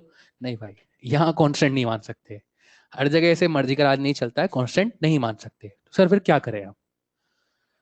तो क्या करें? वॉल्यूम कांस्टेंट कर लीजिए। ये जब भी आपको ऐसा बोला जाए कि किसी रॉड को तोड़ के, मरोड़ के, मेल्ट करके, खींच के, कंप्रेस करके आप नया शेप बना रहे हैं, तो हमेशा और हमेशा इस प्रोसेस में वॉल्यूम क्या रहता है? कांस्टेंट। ये हमेशा ध्यान रखिएगा, वॉल्यूम कांस्टेंट रहता है, ठीक है। तो अगर यहाँ पर वॉल्यूम कांस्टेंट है, तो मैं वॉल्यूम बराबर क्या लिख सकता हूँ? वॉल्यूम बराबर लिख सकते हैं एरिया इंटू लेंथ, तो ए इंटू एल बराबर कांस्टेंट। अगर ए इंटू एल कांस्टेंट है, तो मैं ऐसा लिख सकता हूं कि A1 L1 बराबर A2 L2। A1 कितना है? पाई आर स्क्वायर, L1 मान ले, A2 कितना लिखेगा? पाई R/2 का होल स्क्वायर, और L2 मान ले। पाई पाई चले गए, आर स्क्वायर इंटू L1 बराबर वो R² बाय 4 बन गया, तो R² बाय 4 इंटू में L2, आर स्क्वायर फिर चला गया, तो L2 बराबर कितना आपके पास? 4L1। अब ध्यान से देखें, यहां पर R1 की वैल्यू R, R2 R/2, तो R/2 का स्क्वायर, L2 4L1 और डिवाइड बाय L1, L1 चला गया, ये R²बाय 4, ये 4 यहीं रहेगा या ऊपर जाएगा? ऊपर जाएगा। अब क्या बना यहाँ पे? Q1/Q2, यहां से देख, एक 4 यहां से ऊपर गया और एक 4 ऑलरेडी था, R² से R² चला जाएगा, तो कितना आएगा आपके पास? 16, यानी Q2 is equal to Q1/16। क्या आप लोग समझ पा रहे हैं क्या यार? देखो ये एक सवाल था जो एग्जामिनर आपसे पूछ सकता है, अब मतलब ये पूछा हुआ सवाल है एग्जाम में। अब दूसरा सवाल सुने, यहाँ पर एग्जामिनर और क्या पूछ सकता है? ये तो पूछ लिया ना, अब नया क्या पूछ सकता है? यहां पर उसने बोला टी टाइम, आप टी टाइम कांस्टेंट है, मतलब टाइम सेम है, आपको बताना कितनी हीट फ्लो होगी, यानी टाइम सेम था, क्यू चेंज हो गया। वो आपसे ये भी कह सकता है कि यार आपके लिए क्यू सेम है, तो बताओ कि पहले अगर क्यू हीट को फ्लो होने में टाइम टी लग रहा था, तो अब क्यू हीट को फ्लो होने में अब कितना टाइम लगेगा? क्या आप लोग सवाल समझ पा रहे हैं क्या है? तो उस केस में क्यू कांस्टेंट रहेगा, आपको टाइम निकालना है, ठीक है। या फिर आपके पास यहां पर हमने रेडियस का वेरिएशन दिया, आपको लगा रेडियस हाफ हो गई, लेंथ आपको निकालनी थी। एग्जामिनर चाहे तो क्या कर सकता है कि आपको लेगा लेंथ डबल हो गई, या 8 गुना हो गई, या 4 गुना हो गई, रेडियस का वेरिएशन आपको खुद निकालना पड़ेगा। क्या आप लोग समझ पा रहे हैं क्या यार? तो ऐसे करके वो बदल सकता है, तो आपको ध्यान रखना है। तो ये लिख लीजिए प्लीज, किसी ने कर लिया था? Okay good. नेक्स्ट, ओके, तो नेक्स्ट हम लोग बात करते हैं अब रेजिस्टेंस के बारे में, ठीक है, फिर उससे कनेक्ट करते हुए थोड़े से अच्छे सवाल करेंगे। और नेक्स्ट हम लोग बात करते हैं रेजिस्टेंस के बारे में, ध्यान से सुनिएगा भाई। जैसे जब हम लोग, ये लिख लिया आप लोगों ने? ओके, सब लोग ये देखेंगे। देखिए भाई, जब हम लोग इलेक्ट्रिसिटी पढ़ते थे, तो इलेक्ट्रिसिटी में हम टर्म पढ़ते थे करंट, आई इलेक्ट्रिकल। करंट की डेफिनेशन क्या थी? Rate of flow of charge. कुछ याद आता है आप लोग को? जवाब देंगे भैया। तो rate of flow of charge Q/T। मैं यहाँ पे क्या पढ़ रहा हूं? Capital Q/T, that is what? Rate of flow of charge या rate of flow of energy? तो यार rate of flow of charge, उसको हम बोल रहे थे इलेक्ट्रिकल करंट, यहाँ पे हम लोग पढ़ रहे हैं rate of flow of thermal energy या हीट एनर्जी, तो इसको हम लोग नाम दे रहे हैं थर्मल करंट। क्या आप लोग समझ पा रहे हैं क्या यार? ओके फिर 10th क्लास में आप लोगों ने एक लॉ पढ़ा था, ओम्स लॉ, याद आता है आप लोग को? ठीक है, 12th में पढ़ा आप लोगों ने, तो उसमें आपने पढ़ा था कि आई इलेक्ट्रिकल बराबर वी बाय आर, कुछ याद आ रहा है क्या यार? दैट वी वॉज, वी क्या था? पोटेंशियल डिफरेंस, क्या था वी? और आर क्या था? रेजिस्टेंस। रेजिस्टेंस क्या था?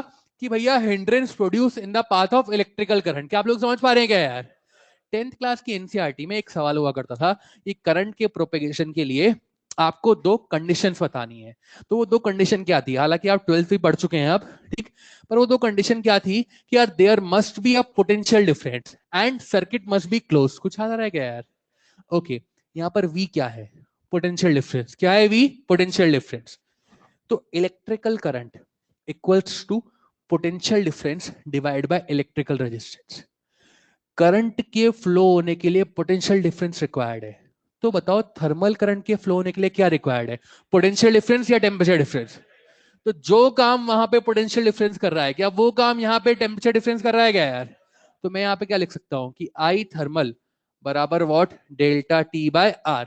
ये आर क्या था? Electrical resistance. तो ये आर क्या होगा? Thermal resistance. क्या आप लोग समझ पा रहे हैं क्या यार? ओके, अब जैसे यार इस आर का फॉर्मूला होता था रो एल अपॉन ए, जानते हैं आप लोग? तो इस आर का भी एक फॉर्मूला होता है, क्या होता है? ध्यान से देख भाई, क्यू बाय टी का वैल्यू होता है K A delta T upon L. मैं पुटअप कर रहा हूं यहाँ पर, तो K A delta T upon L equals to और delta T by R. Delta T चला गया, मुझे आर निकला है, तो इस इक्वेशन को ऐसे ही रखेंगे या उलट देंगे? तो यहाँ से आपके पास आर कितना आएगा? L upon K into A. यहाँ पर एल क्या है? Length of the conductor. K क्या है आपके पास? Coefficient of thermal conductivity. और ए क्या है? उसका क्रॉस सेक्शन एरिया। ठीक है, तो इस तरीके से हम थर्मल रेजिस्टेंस लिख सकते हैं। और जब आप यहाँ पर ये 10th क्लास में या जब भी आपने 12th क्लास में भी ये पढ़ा है इलेक्ट्रिकल रेजिस्टेंस के बारे में, तो वहां पे आपने कॉम्बिनेशन ऑफ रेजिस्टर्स पढ़ा है, सीरीज कॉम्बिनेशन और पैरेलल कॉम्बिनेशन, याद आ रहा है आप लोग को? तो वैसे ही जब हम लोग यहाँ पर पढ़ते हैं, तो यहाँ पर हम लोग कॉम्बिनेशन ऑफ रॉड्स पढ़ते हैं, ठीक है, सीरीज कॉम्बिनेशन और पैरेलल कॉम्बिनेशन। तो पहला मैं यहाँ पर लिख रहा हूँ सीरीज कॉम्बिनेशन, ठीक है। सीरीज कॉम्बिनेशन क्या है? ध्यान से सुनिएगा, ध्यान से मेरी बात सुने। जो काम वहां पे पोटेंशियल डिफरेंस कर रहा था, वो काम यहाँ पे कौन कर रहा है? पोटेंशियल डिफरेंस या टेम्परेचर डिफरेंस? जो काम वहां पर इलेक्ट्रिकल करंट कर रही थी, वो काम यहाँ पर कौन कर रही है? इलेक्ट्रिकल करंट या थर्मल करंट? ओके, तो यार जब आप वहां पे सीरीज कॉम्बिनेशन पढ़ते थे, तो कोई भी कॉम्बिनेशन सीरीज होगा या पैरेलल होगा, ये पहचानते कैसे थे? अगर हर एक रजिस्टर में इलेक्ट्रिकल करंट सेम होगी तो कौन सा कॉम्बिनेशन है? सीरीज। अगर हर एक रजिस्टर के एंड पे पोटेंशियल डिफरेंस सेम है तो कौन सा कॉम्बिनेशन होगा? पैरेलल। हम लोग यहाँ पर पढ़ रहे हैं हीट एनर्जी के बारे में, तो हर एक रजिस्टर में इलेक्ट्रिकल करंट सेम होनी चाहिए या थर्मल करंट सेम होनी चाहिए? बोलो ना यार। और थर्मल करंट सेम हुई तो कौन सा कॉम्बिनेशन बनाएंगे? पैरेलल या सीरीज? क्या आप लोग समझ पा रहे हैं क्या है? ओके, तो ध्यान से देखें कि मान लीजिए हमारे पास यहाँ पर कुछ मल्टीपल रॉड्स हैं, ठीक है, हमने बोल दिया हमारे पास मल्टीपल रॉड्स हैं। यहाँ पर फर्स्ट रॉड के लिए K1 और लेंथ L1, सेकेंड रॉड के लिए K2 L2, फिर थर्ड रॉड के लिए K3 L3 and so on, कहानी चलती जा रही है। यहाँ पर टेम्परेचर T1, यहाँ पर टेम्परेचर T2। मैंने मान लिया T1 जो है वो T2 से बड़ा है। देखिए करंट का टास्क क्या होता है? करंट का हमेशा टास्क ये होता है कि हाई टेम्परेचर एंड से स्टार्ट होना है और लो टेम्परेचर एंड तक पहुंचना है। जब आप इलेक्ट्रिसिटी पढ़ रहे थे तो आप ऐसे बैटरी लगा रहे थे, तो बैटरी लगाते समय आपने यही कहा था कि करंट जो है वो जितनी करंट यहाँ से जाएगी उतनी करंट वापस आएगी, याद आ रहा है आप लोग को? अगर यहाँ से आई करंट गई है तो आई करंट ही वापस आएगी, सिस्टम में करंट का लॉस नहीं होता है। कुछ याद आ रहा है क्या आप लोग को? तो करंट का टास्क यही है कि हाई टेम्परेचर एंड से जितनी करंट स्टार्ट होगी उसको लो टेम्परेचर एंड तक पहुंचना ही पहुंचना है, ठीक है। बैटरी के पॉजिटिव एंड से जितनी निकलेगी नेगेटिव एंड पे उतना आना ही आना है, ठीक। अब देखो, जैसे मान लो करंट जैसे यहां से स्टार्ट हुई, जैसे करंट मान लीजिए यहां से स्टार्ट हुई इस पॉइंट पे पहुंची, तो करंट के बाद हमेशा दो पॉसिबिलिटी बनती है, क्या? कि या तो करंट सीधी सीधी चली जाए या करंट बट जाए, ठीक है। वो डिपेंड करता है रास्ता कैसा है। अगर सीधा रास्ता है तो सीधी सीधी निकलेगी, अगर यहाँ पे ब्रांचेस होंगे तो करंट बढ़ जाएगी। तो देखो इस पॉइंट पे करंट के पास फ्लो होने के लिए ब्रांचेस है या सीधा रास्ता है? बोलना यार। तो करंट बढ़ जाएगी या सीधी सीधी जाएगी? सीधी सीधी जाएगी। तो यार जैसे मान लीजिए इस ब्रांच में करंट गई I1, यहां पर पहुंची, तो बताओ इस पॉइंट के बाद करंट के पास फिर से ब्रांचेस है या सीधा रास्ता? क्या आपको यहां से यहां तक एक सीधा रास्ता दिखाई दे रहा है क्या यार? तो करंट बटेगी या सीधी सीधी जाएगी? तो यार सीधी सीधी जाएगी। तो मान ले इसमें I2 इसमें I3, करंट किसी भी पॉइंट पर बटी है या सीधी सीधी निकली है? तो इसका मतलब हर ब्रांच में करंट क्या रहेगी, अलग अलग या सेम। तो दैट मींस कि यार सीरीज कॉम्बिनेशन में सब ब्रांचेस के लिए करंट क्या है, कांस्टेंट। ठीक है, आपको ध्यान यही रखना है। आप सबसे पहले सिस्टम में करंट फ्लो करवाएंगे और अगर करंट सेम है तो मतलब कौन सा कॉम्बिनेशन है, सीरीज कॉम्बिनेशन। ओके, यहाँ पर जो के इक्विवेलेंट होता है, इस के इक्विवेलेंट का फॉर्मूला होता है, मैं डायरेक्ट लिख रहा हूँ, L1 plus L2 plus L3 and so on divide by L1 by K1 plus L2 by K2 and so on. क्या आप लोग समझ पा रहे हैं क्या यार? एक इक्विवेलेंट का फॉर्मूला आपको एज इट इज ध्यान रखना है। अच्छा, एक और चीज, जब आप सीरीज कॉम्बिनेशन में आर इक्विवेलेंट निकालते हैं, इक्विवेलेंट रेजिस्टेंस, तो उसके लिए क्या फॉर्मूला लिखते हैं, R1 plus R2 plus R3। कुछ याद आ रहा है क्या यार? तो वो क्या होता है, R1 plus R2 plus R3। Sir यहाँ पर भी यही अप्लाई होगा, बिल्कुल यही अप्लाई होगा, इस तरीके से कर सकते हैं। ठीक है, अब नेक्स्ट आता है हमारे पास पैरेलल कॉम्बिनेशन। ध्यान से देखिए, पैरेलल कॉम्बिनेशन किस तरीके से बनेगा। इसे मान लीजिए यहां पर आपके पास कुछ मल्टीपल रॉड्स है, ऐसे हमने एक कॉम्बिनेशन बना लिया, इसके लिए K1 A1, K2 A2, K3 A3 and so on कहानी चल रही है। मैं बोल रहा हूं इस पूरी फेस का टेम्परेचर जो है वो T1 है और इस पूरी फेस का टेम्परेचर T2 है। T1 का मतलब क्या है कि इसके हर पॉइंट पे टेम्परेचर कितना है, T1। T2 का मतलब इसके हर पॉइंट पे टेम्परेचर कितना है, T2। तो अगर आप फर्स्ट रॉड देखो, एक एंड पे टेम्परेचर T1, एक पे T2, मैंने मान लिया T1 T2 से बड़ा है, तो क्या डिफरेंस तुम्हें T1 माइनस T2 ऐसा दिखाई दे रहा है क्या यार? सेकेंड रॉड के लिए देखो, एक पॉइंट पे T1, एक पॉइंट पे T2, क्या फिर से डिफरेंस T1 माइनस T2 ऐसा दिखाई दे रहा है क्या यार? थर्ड के लिए फिर से T1 और फिर से T2, तो क्या फिर से डिफरेंस T1 माइनस T2 ऐसा दिखाई दे रहा है क्या यार? यानी कि अगर मैं पैरेलल कॉम्बिनेशन की बात करूं तो हर रॉड के लिए डेल्टा टी क्या है, कांस्टेंट। क्या है delta T, constant. Series combination में क्या सेम था, आई, यहां पर कौन कांस्टेंट, डेल्टा टी। तो अगर मैं इसके लिए के इक्विवेलेंट लिखने जाऊं तो इसके लिए के इक्विवेलेंट का फॉर्मूला होता है K1 A1 plus K2 A2 and so on divide bye A1 plus A2 and so on. क्या आप लोग समझ पा रहे हैं क्या यार? एक और चीज ऑब्जर्व करें, यहां पर जितनी भी रॉड है सबकी लेंथ क्या है, सेम।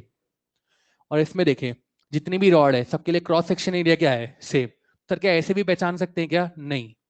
आपको सीरीज के लिए करंट सेम रखनी है और पैरेलल के लिए टेम्परेचर डिफरेंस सेम रखना है। ये तो ऐसे फॉर्मूला में दिख रहा था तो मैंने बता दिया आप लोग को। क्या आप लोग समझ पा रहे हैं क्या यार? हो सकता है यहाँ पर सबका एरिया सेम हो जाए, ये भी पॉसिबल है, तो ए और ए कट जाएगा ऊपर से नीचे से। यहाँ पर हो सकता है सबकी लेंथ सेम हो जाए तो एल और एल कट जाएगा। पर मैं तो आपको ऐसे ही यहाँ पे फॉर्मूला में दिख रहा था इसलिए बता रहा था कि आप लोग समझ पा रहे हैं क्या यार? ध्यान आपको ये रखना है कि सीरीज कॉम्बिनेशन में करंट सेम होगी और पैरेलल कॉम्बिनेशन में डेल्टा टी सेम होगा। क्या आप लोग समझ पा रहे हैं क्या यार? ये लिखेंगे, लिखना हो तो लिख लीजिए, 1 मिनट दे रहा हूं आपको, क्वेश्चन कराएंगे इसके बाद इसके ऊपर।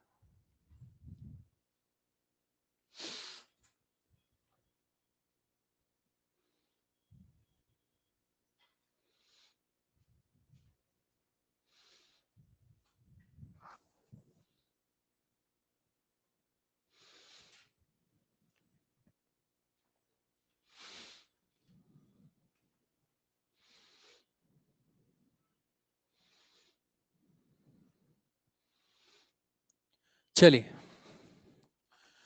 अच्छा एक चीज और सुन लीजिए भाई, हाँ, पैरेलल कॉम्बिनेशन में अगर मैं आर इक्विवेलेंट लिखता हूं तो मैं क्या फॉर्मूला लिखता हूं कि 1/R इक्विवेलेंट बराबर 1/R1 plus 1/R2 and so on. याद आता है आप लोग को? ओके, तो यहां से अगर हम लोग आर इक्विवेलेंट लिखेंगे, मान लीजिए दो रजिस्टर्स हैं तो आर इक्विवेलेंट लिखेंगे तो क्या लिखेंगे, R1 R2 upon R1 plus R2। ठीक है, अगर दो हैं तो, ज्यादा होंगे तो फिर इस तरीके से लिख लेंगे। ठीक, तो आइए पहला सवाल करते हैं इसके ऊपर, बिल्कुल बेसिक सवाल से स्टार्ट करेंगे। ओके, ध्यान से देखिएगा, इसे मान लीजिए यहां पर आपके पास एक रॉड है, इस तरीके से सिलेंड्रिकल रॉड है, इसकी रेडियस है 2R और इसके लिए कोफिशिएंट ऑफ थर्मल कंडक्टिविटी है 2K। ठीक है, इसके अंदर एक और रॉड है, ये हॉलो सिस्टम था, इसके अंदर एक और रॉड है, इसकी रेडियस है R और इसके लिए कोफिशिएंट ऑफ थर्मल कंडक्टिविटी है K। आपको बोला है कि आपको इस सिस्टम के लिए K इक्विवेलेंट निकालना है। ध्यान से सुनिए, सबसे पहला टास्क आपका क्या होता है कि आप कॉम्बिनेशन पहचाने। सब इंटेलिजेंट लोग इधर, तो देखो कॉम्बिनेशन कैसे पहचाने। सर टेम्परेचर तो दिया नहीं हुआ है, तो नहीं दिया हुआ तो मान ले। ठीक है, मान ले कि इस एंड का टेम्परेचर T1 है और इसका टेम्परेचर T2 है। ये भी मान ले कि T1 जो है वो T2 से बड़ा है। ठीक है, जब मान ही नहीं तो ये भी मान सकते हैं। बाहर वाली रॉड को देख, बाहर वाली रॉड के। एक एंड में टेम्परेचर कितना है T1, दूसरे पे कितना है T2, डिफरेंस कितना होगा T1 माइनस T2। अंदर वाली रॉड को देख, एक एंड में टेम्परेचर कितना है T1, दूसरे पे कितना है T2, डिफरेंस कितना होगा T1 माइनस T2। क्या दोनों ही केस में आपको टेम्परेचर डिफरेंस अलग अलग दिखाई दे रहा है या सेम? तो मतलब कौन सा कॉम्बिनेशन, पैरेलल की सीरीज? पैरेलल। तो पैरेलल में फॉर्मूला क्या होता है K1A1 plus K2A2 divide by A1 plus A2। जल्दी से वैल्यूज पुट अप करेंगे, सॉल्व करके आंसर निकाल के देंगे जल्दी से।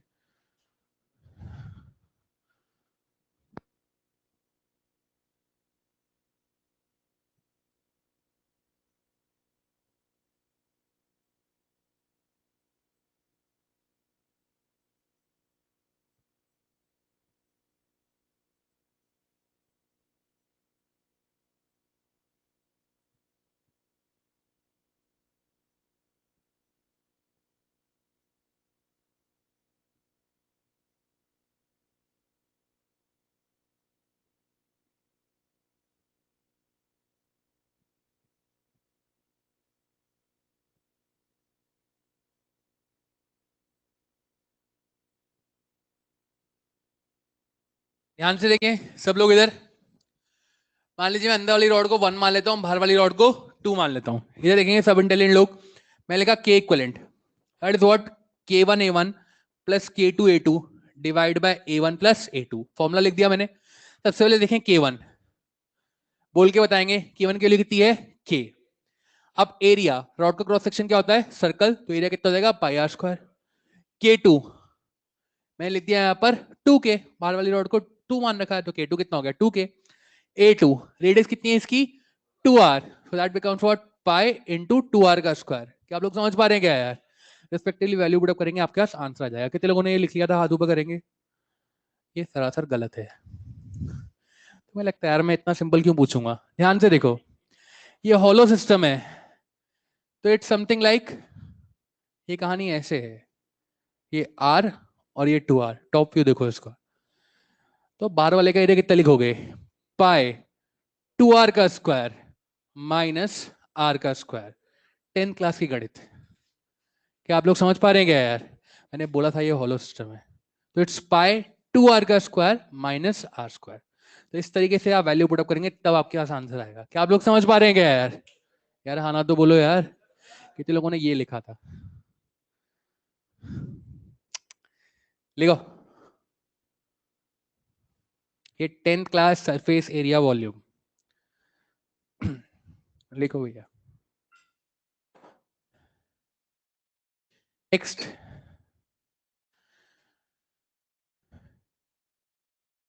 अब मॉड्यूल निकालें, एक्सरसाइज मॉड्यूल है सबके पास?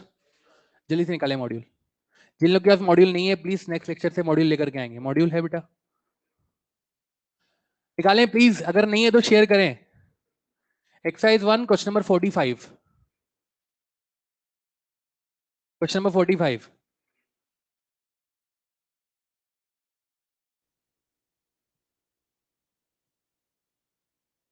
Exercise 1 question number 45।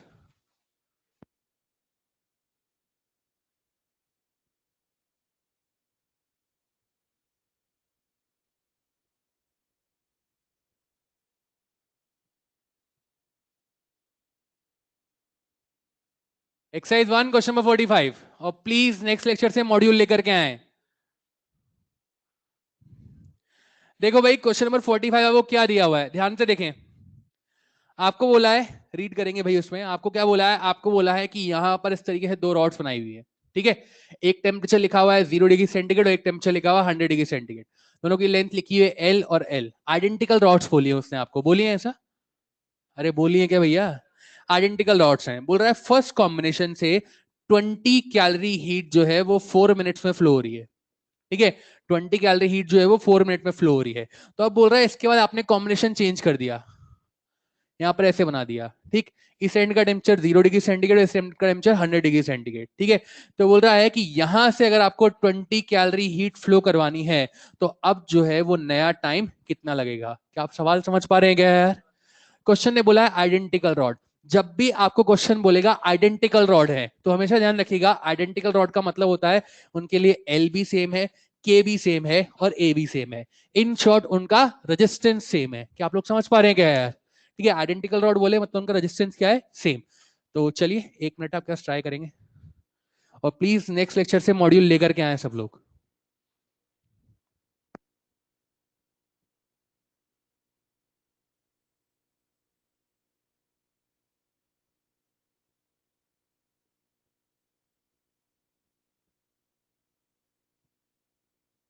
ट्राई करेंगे एक्सरसाइज 1 क्वेश्चन नंबर 45।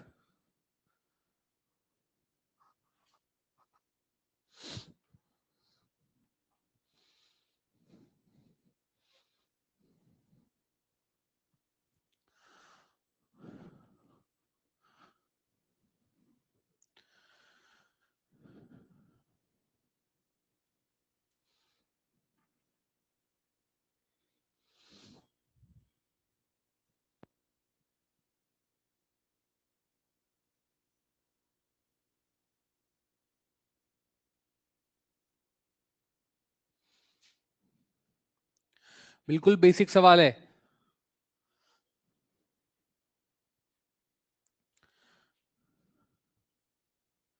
हो गया, आ गया आंसर।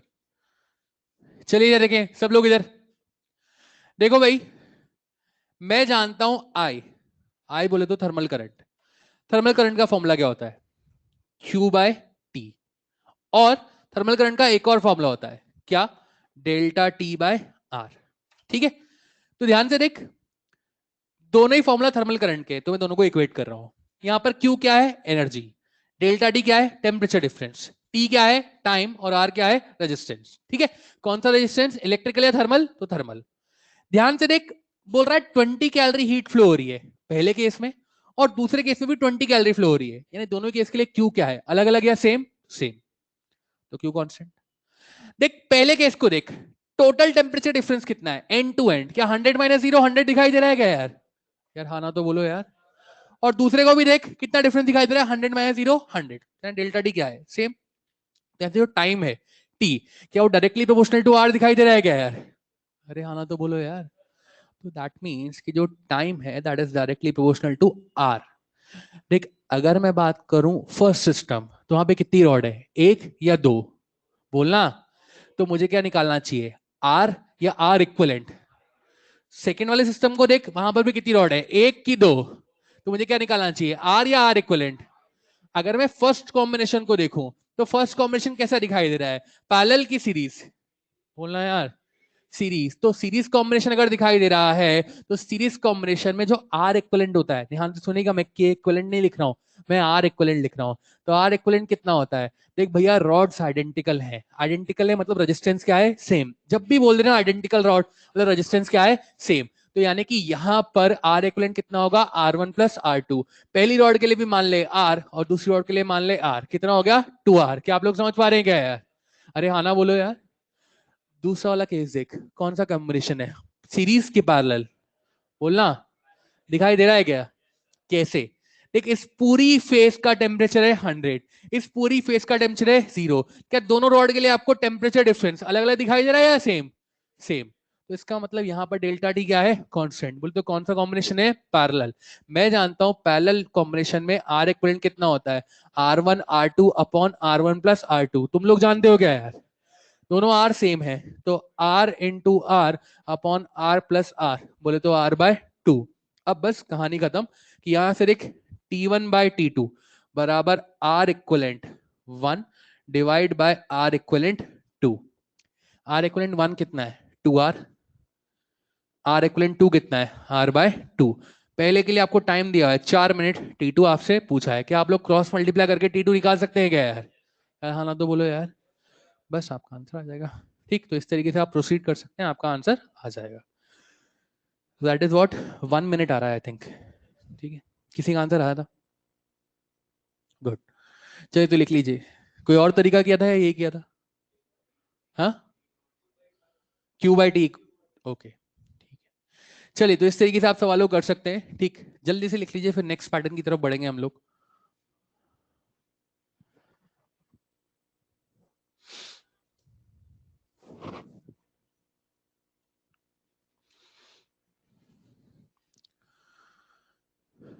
नेक्स्ट,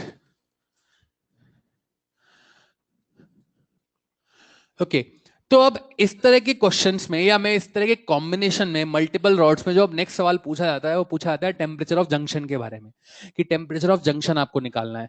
अब सुनिएगा जंक्शन क्या होता है। बेसिकली जंक्शन का मतलब ऐसा पॉइंट जहां पर दो या दो से ज्यादा रॉड्स आकर के मिल रही हो।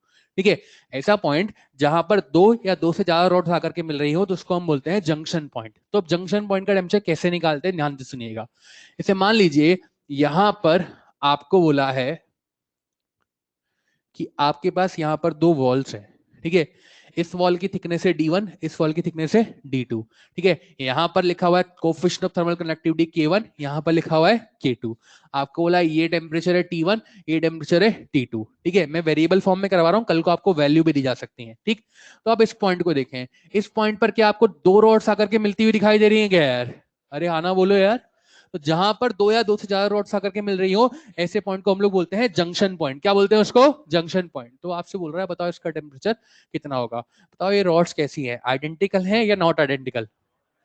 क्योंकि आइडेंटिकल के लिए एल के ए सब कुछ सेम होना चाहिए, यहां पर सेम नहीं है तो मतलब आइडेंटिकल नहीं है। तो बोल रहा है जंक्शन पॉइंट का टेम्परेचर बताओ। देखिए जब भी आप सवालों में फंसे तो हमेशा कोशिश करें कि आप सबसे पहले करंट फ्लो करवाएं। ठीक है, जब भी आपको कुछ भी फील ना आ रहा हो कि मैं क्या करना चाहिए तो वो करंट फ्लो करवा के देखना चाहिए। करंट कहां से कहां फ्लो होगा? लो टेम्परेचर से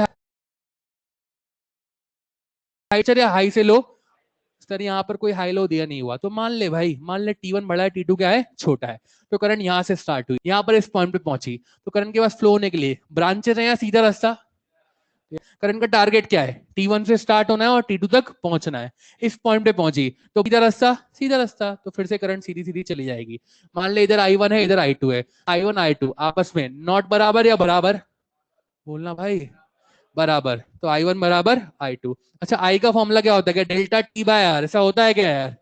तो मैंने लिख दिया कि delta T by R for one and delta T by R for two. Okay, R का फॉर्मूला क्या होता है? L upon K into A. ध्यान से सुनिएगा, डेल्टा टी, डेल्टा टी बोले तो टेम्परेचर या चेंज इन टेम्परेचर? टेम्परेचर की चेंज इन टेम्परेचर। आपको बताया चेंज इन टेम्परेचर कैसे निकालेंगे, बड़े में से छोटे को घटा करके। क्या बताया गया ऐसा? फर्स्ट ऑर्डर के लिए देखें, चेंज इन टेम्परेचर कितना लिखूं, T1 माइनस टी या T minus T1? Current flow की डायरेक्शन में टेम्परेचर बढ़ता है या कम होता है? करंट कहां से कहां कहां फ्लो होती है, लो से हाई या हाई से लो? तो बड़ा कौन है? टी के T1। तो पहले वाले के लिए क्या लिखूं, T माइनस T1 या T1 माइनस टी? ओके, तो T1 minus T upon R. R की वैल्यू क्या एल अपॉन के इंटू है, ऐसा हो जाएगी क्या यार? इसकी लेंथ कितनी है, एल या D1?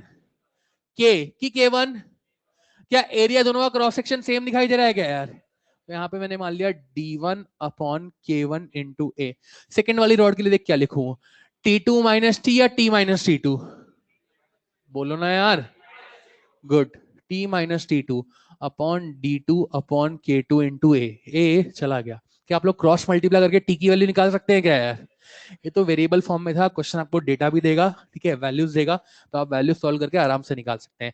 मान लें यहाँ पे एक रॉड और लगा दे, एक रॉड और लगा दे तो I1 बराबर I2 बराबर I3। क्या आप लोग समझ पा रहे हैं क्या यार?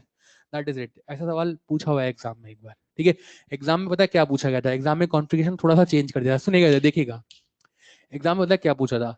एग्जाम में थोड़ा समझदार निकला, उसने ऐसा कॉम्बिनेशन बनाया। ठीक है, बोला ये T1 है, ये T2 है, ये D1 है, ये D2 है, ये K1 है, ये K2 है।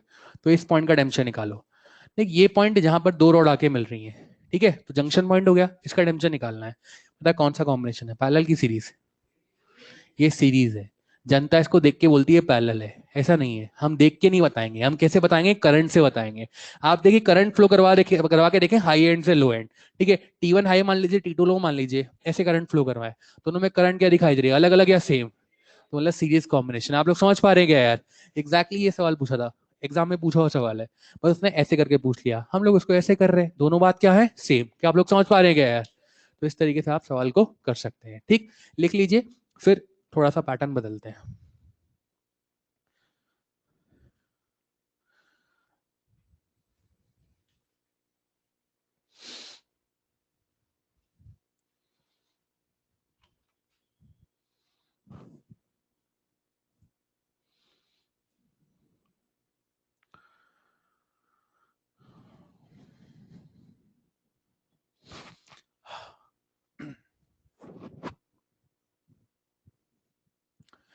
चलिए तो नेक्स्ट,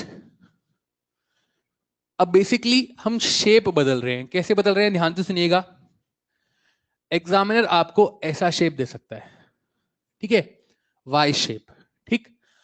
बेसिकली ये छोटे छोटे सवाल मैं करवा रहा हूं, फिर इनको मिला करके यहां से कॉन्सेप्ट बना करके एक बड़ा सवाल कराऊंगा, ठीक है। तो ध्यान से देखिए, वाई शेप दिया हुआ है, ऐसा भी बना सकता है, ऐसा भी बना सकता है, ठीक है, वाई शेप पूछ सकता है।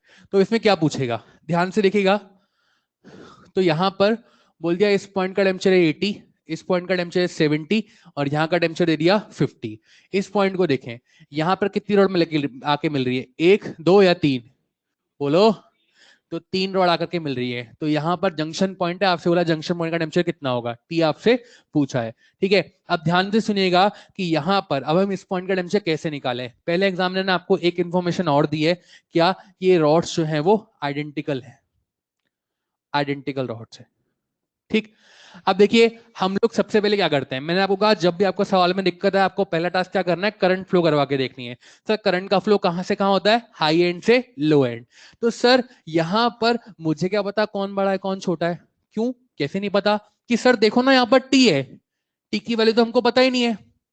हो सकता है टी इन तीनों से बड़ा हो सकता है टी इन तीनों से छोटा हो सकता है टी 80 और 70 से छोटा और 50 से बड़ा हो।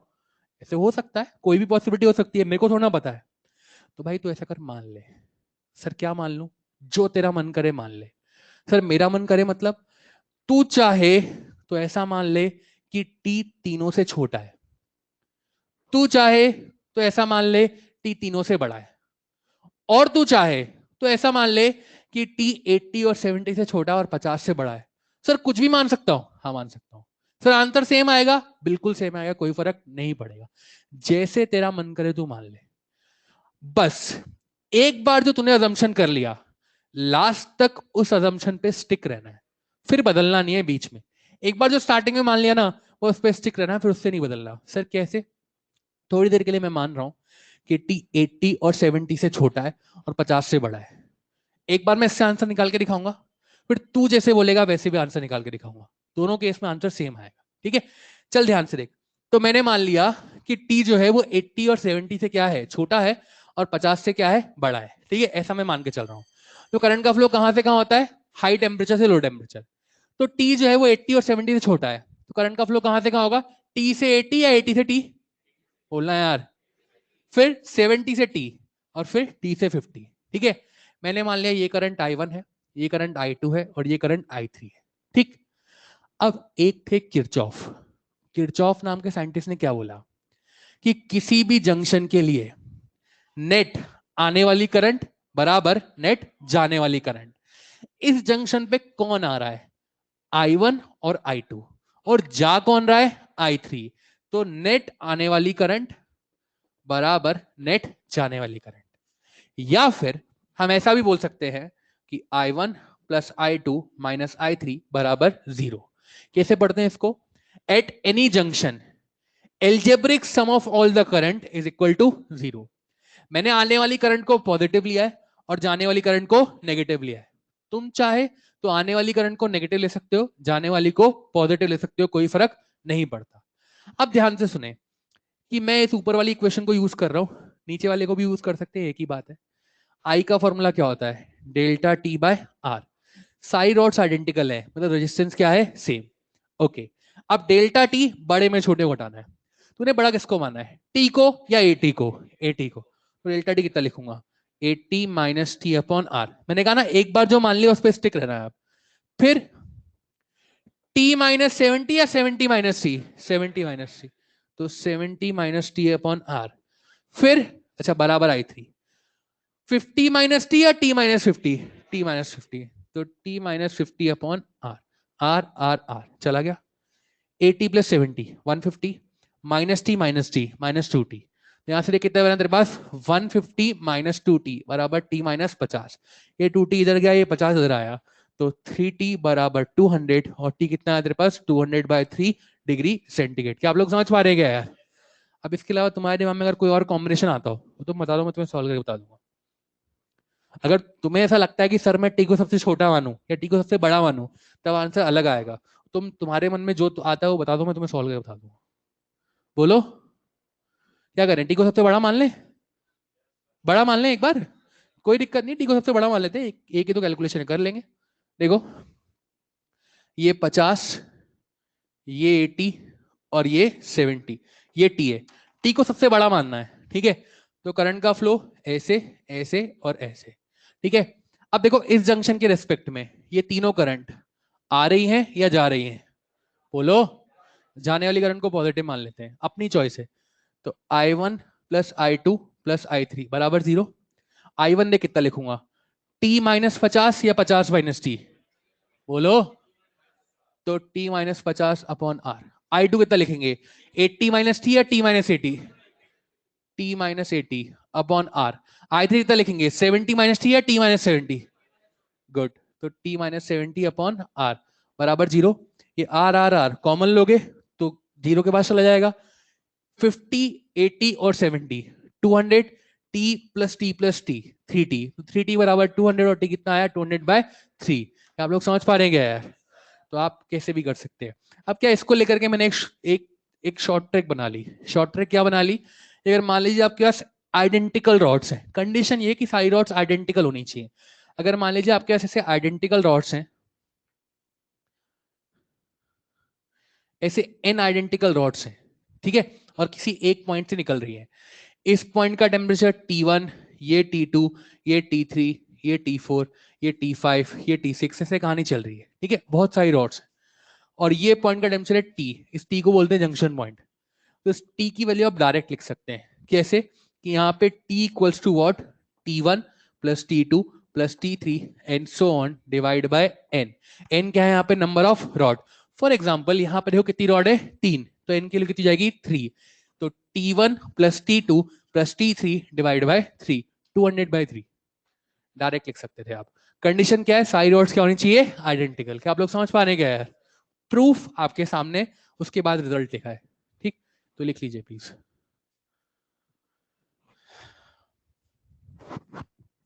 जल्दी से लिखेंगे, एक सवाल और करेंगे।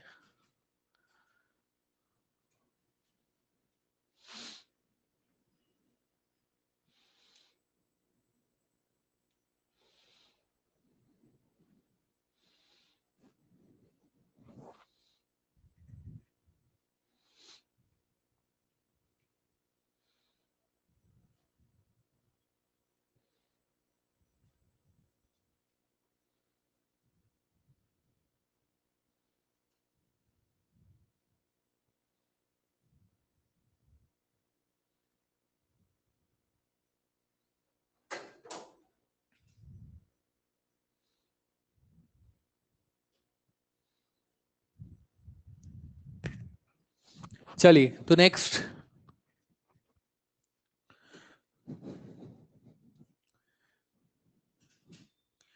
एक सवाल और देखिएगा। यहां पर मान लीजिए आपको ऐसे 100 डिग्री सेंटीग्रेड एक पॉइंट का टेम्परेचर दिया हुआ है, ठीक है।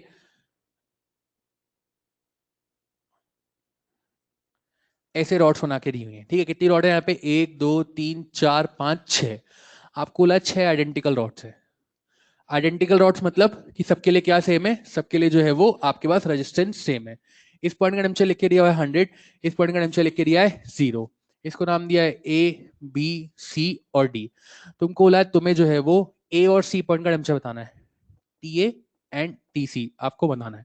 ऐसा आपके पास क्वेश्चन है, लिख लीजिए जल्दी से, फिर सॉल्व कैसे करना है मैं बताता हूँ आपको।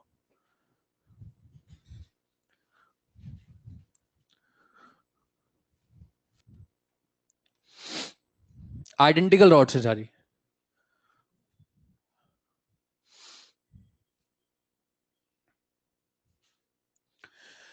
देखिए, हाँ जी, सॉरी,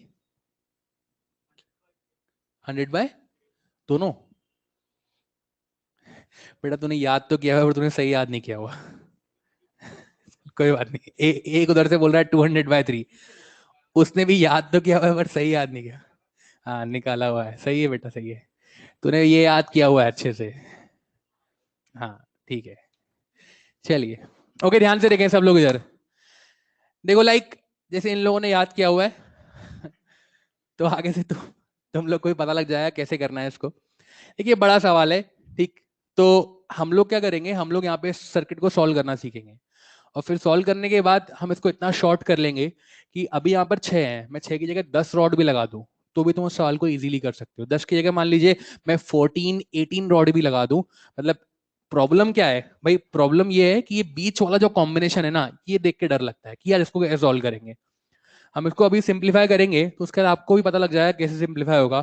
तो फिर मैं ऐसे चाहे यहाँ पर 10 कॉम्बिनेशन लगा दूं, उसको हटा करके हम एक सिंपल सा डायग्राम बना सकते हैं। कैसे, ध्यान से देखिएगा कि यार मैंने आपको कहा कि आपको जब भी ऐसा क्वेश्चन आए या जब भी आपके पास कॉम्बिनेशन का क्वेश्चन आए, मल्टीपल रॉड्स आए, तो आपको क्या करना है, आपको सबसे पहले करंट फ्लो करवानी है, ठीक। तो हम करंट फ्लो करवाते हैं। करंट का टास्क क्या होता है, हाई टेम्परेचर एंड से स्टार्ट होना है और लो टेम्परेचर एंड तक पहुंचना है।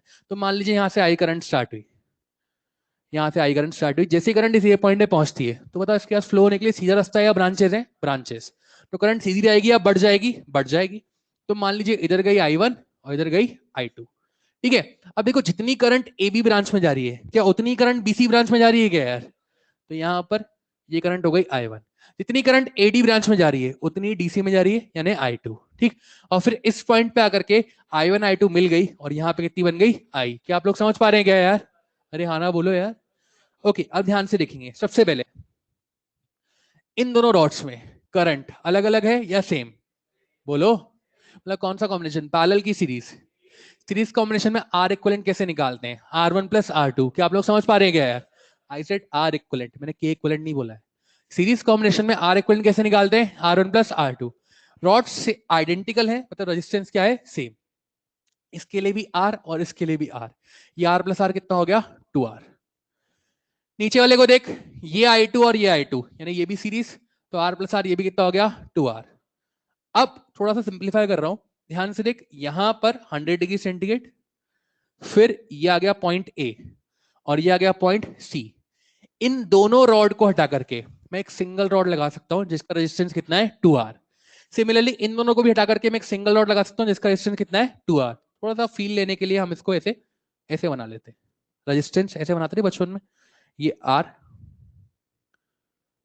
ये 2R और ये भी 2R। अब ध्यान से देख, ऊपर वाले को देख, इसके एक एंड पे टेम्परेचर कितना है, TA, और एक एंड में टेम्परेचर कितना है, TC। डिफरेंस कितना होगा, TA माइनस TC। नीचे वाले को देख, इसके भी एक एंड में टेम्परेचर TA, दूसरे पे TC, डिफरेंस कितना होगा, TA माइनस TC। क्या दोनों में तुम्हें डिफरेंस अलग अलग दिखाई दे रहा है या सेम, मतलब कौन सा कॉम्बिनेशन है, सीरीज के पैरेलल, पैरेलल। और लास्ट में यहां पर ये C से एक और रॉड है जिसका ये टेम्परेचर कितना है, 0 डिग्री सेंटीग्रेड, इसका रेजिस्टेंस भी कितना है, R।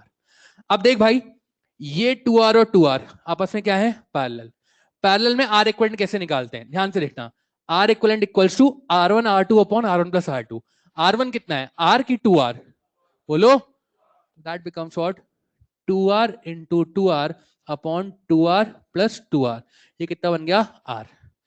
यानी कि इस पूरे सर्किट को उठा करके आप एक सिंगल रजिस्टर लगा सकते हो जिसकी वैल्यू कितनी है, R।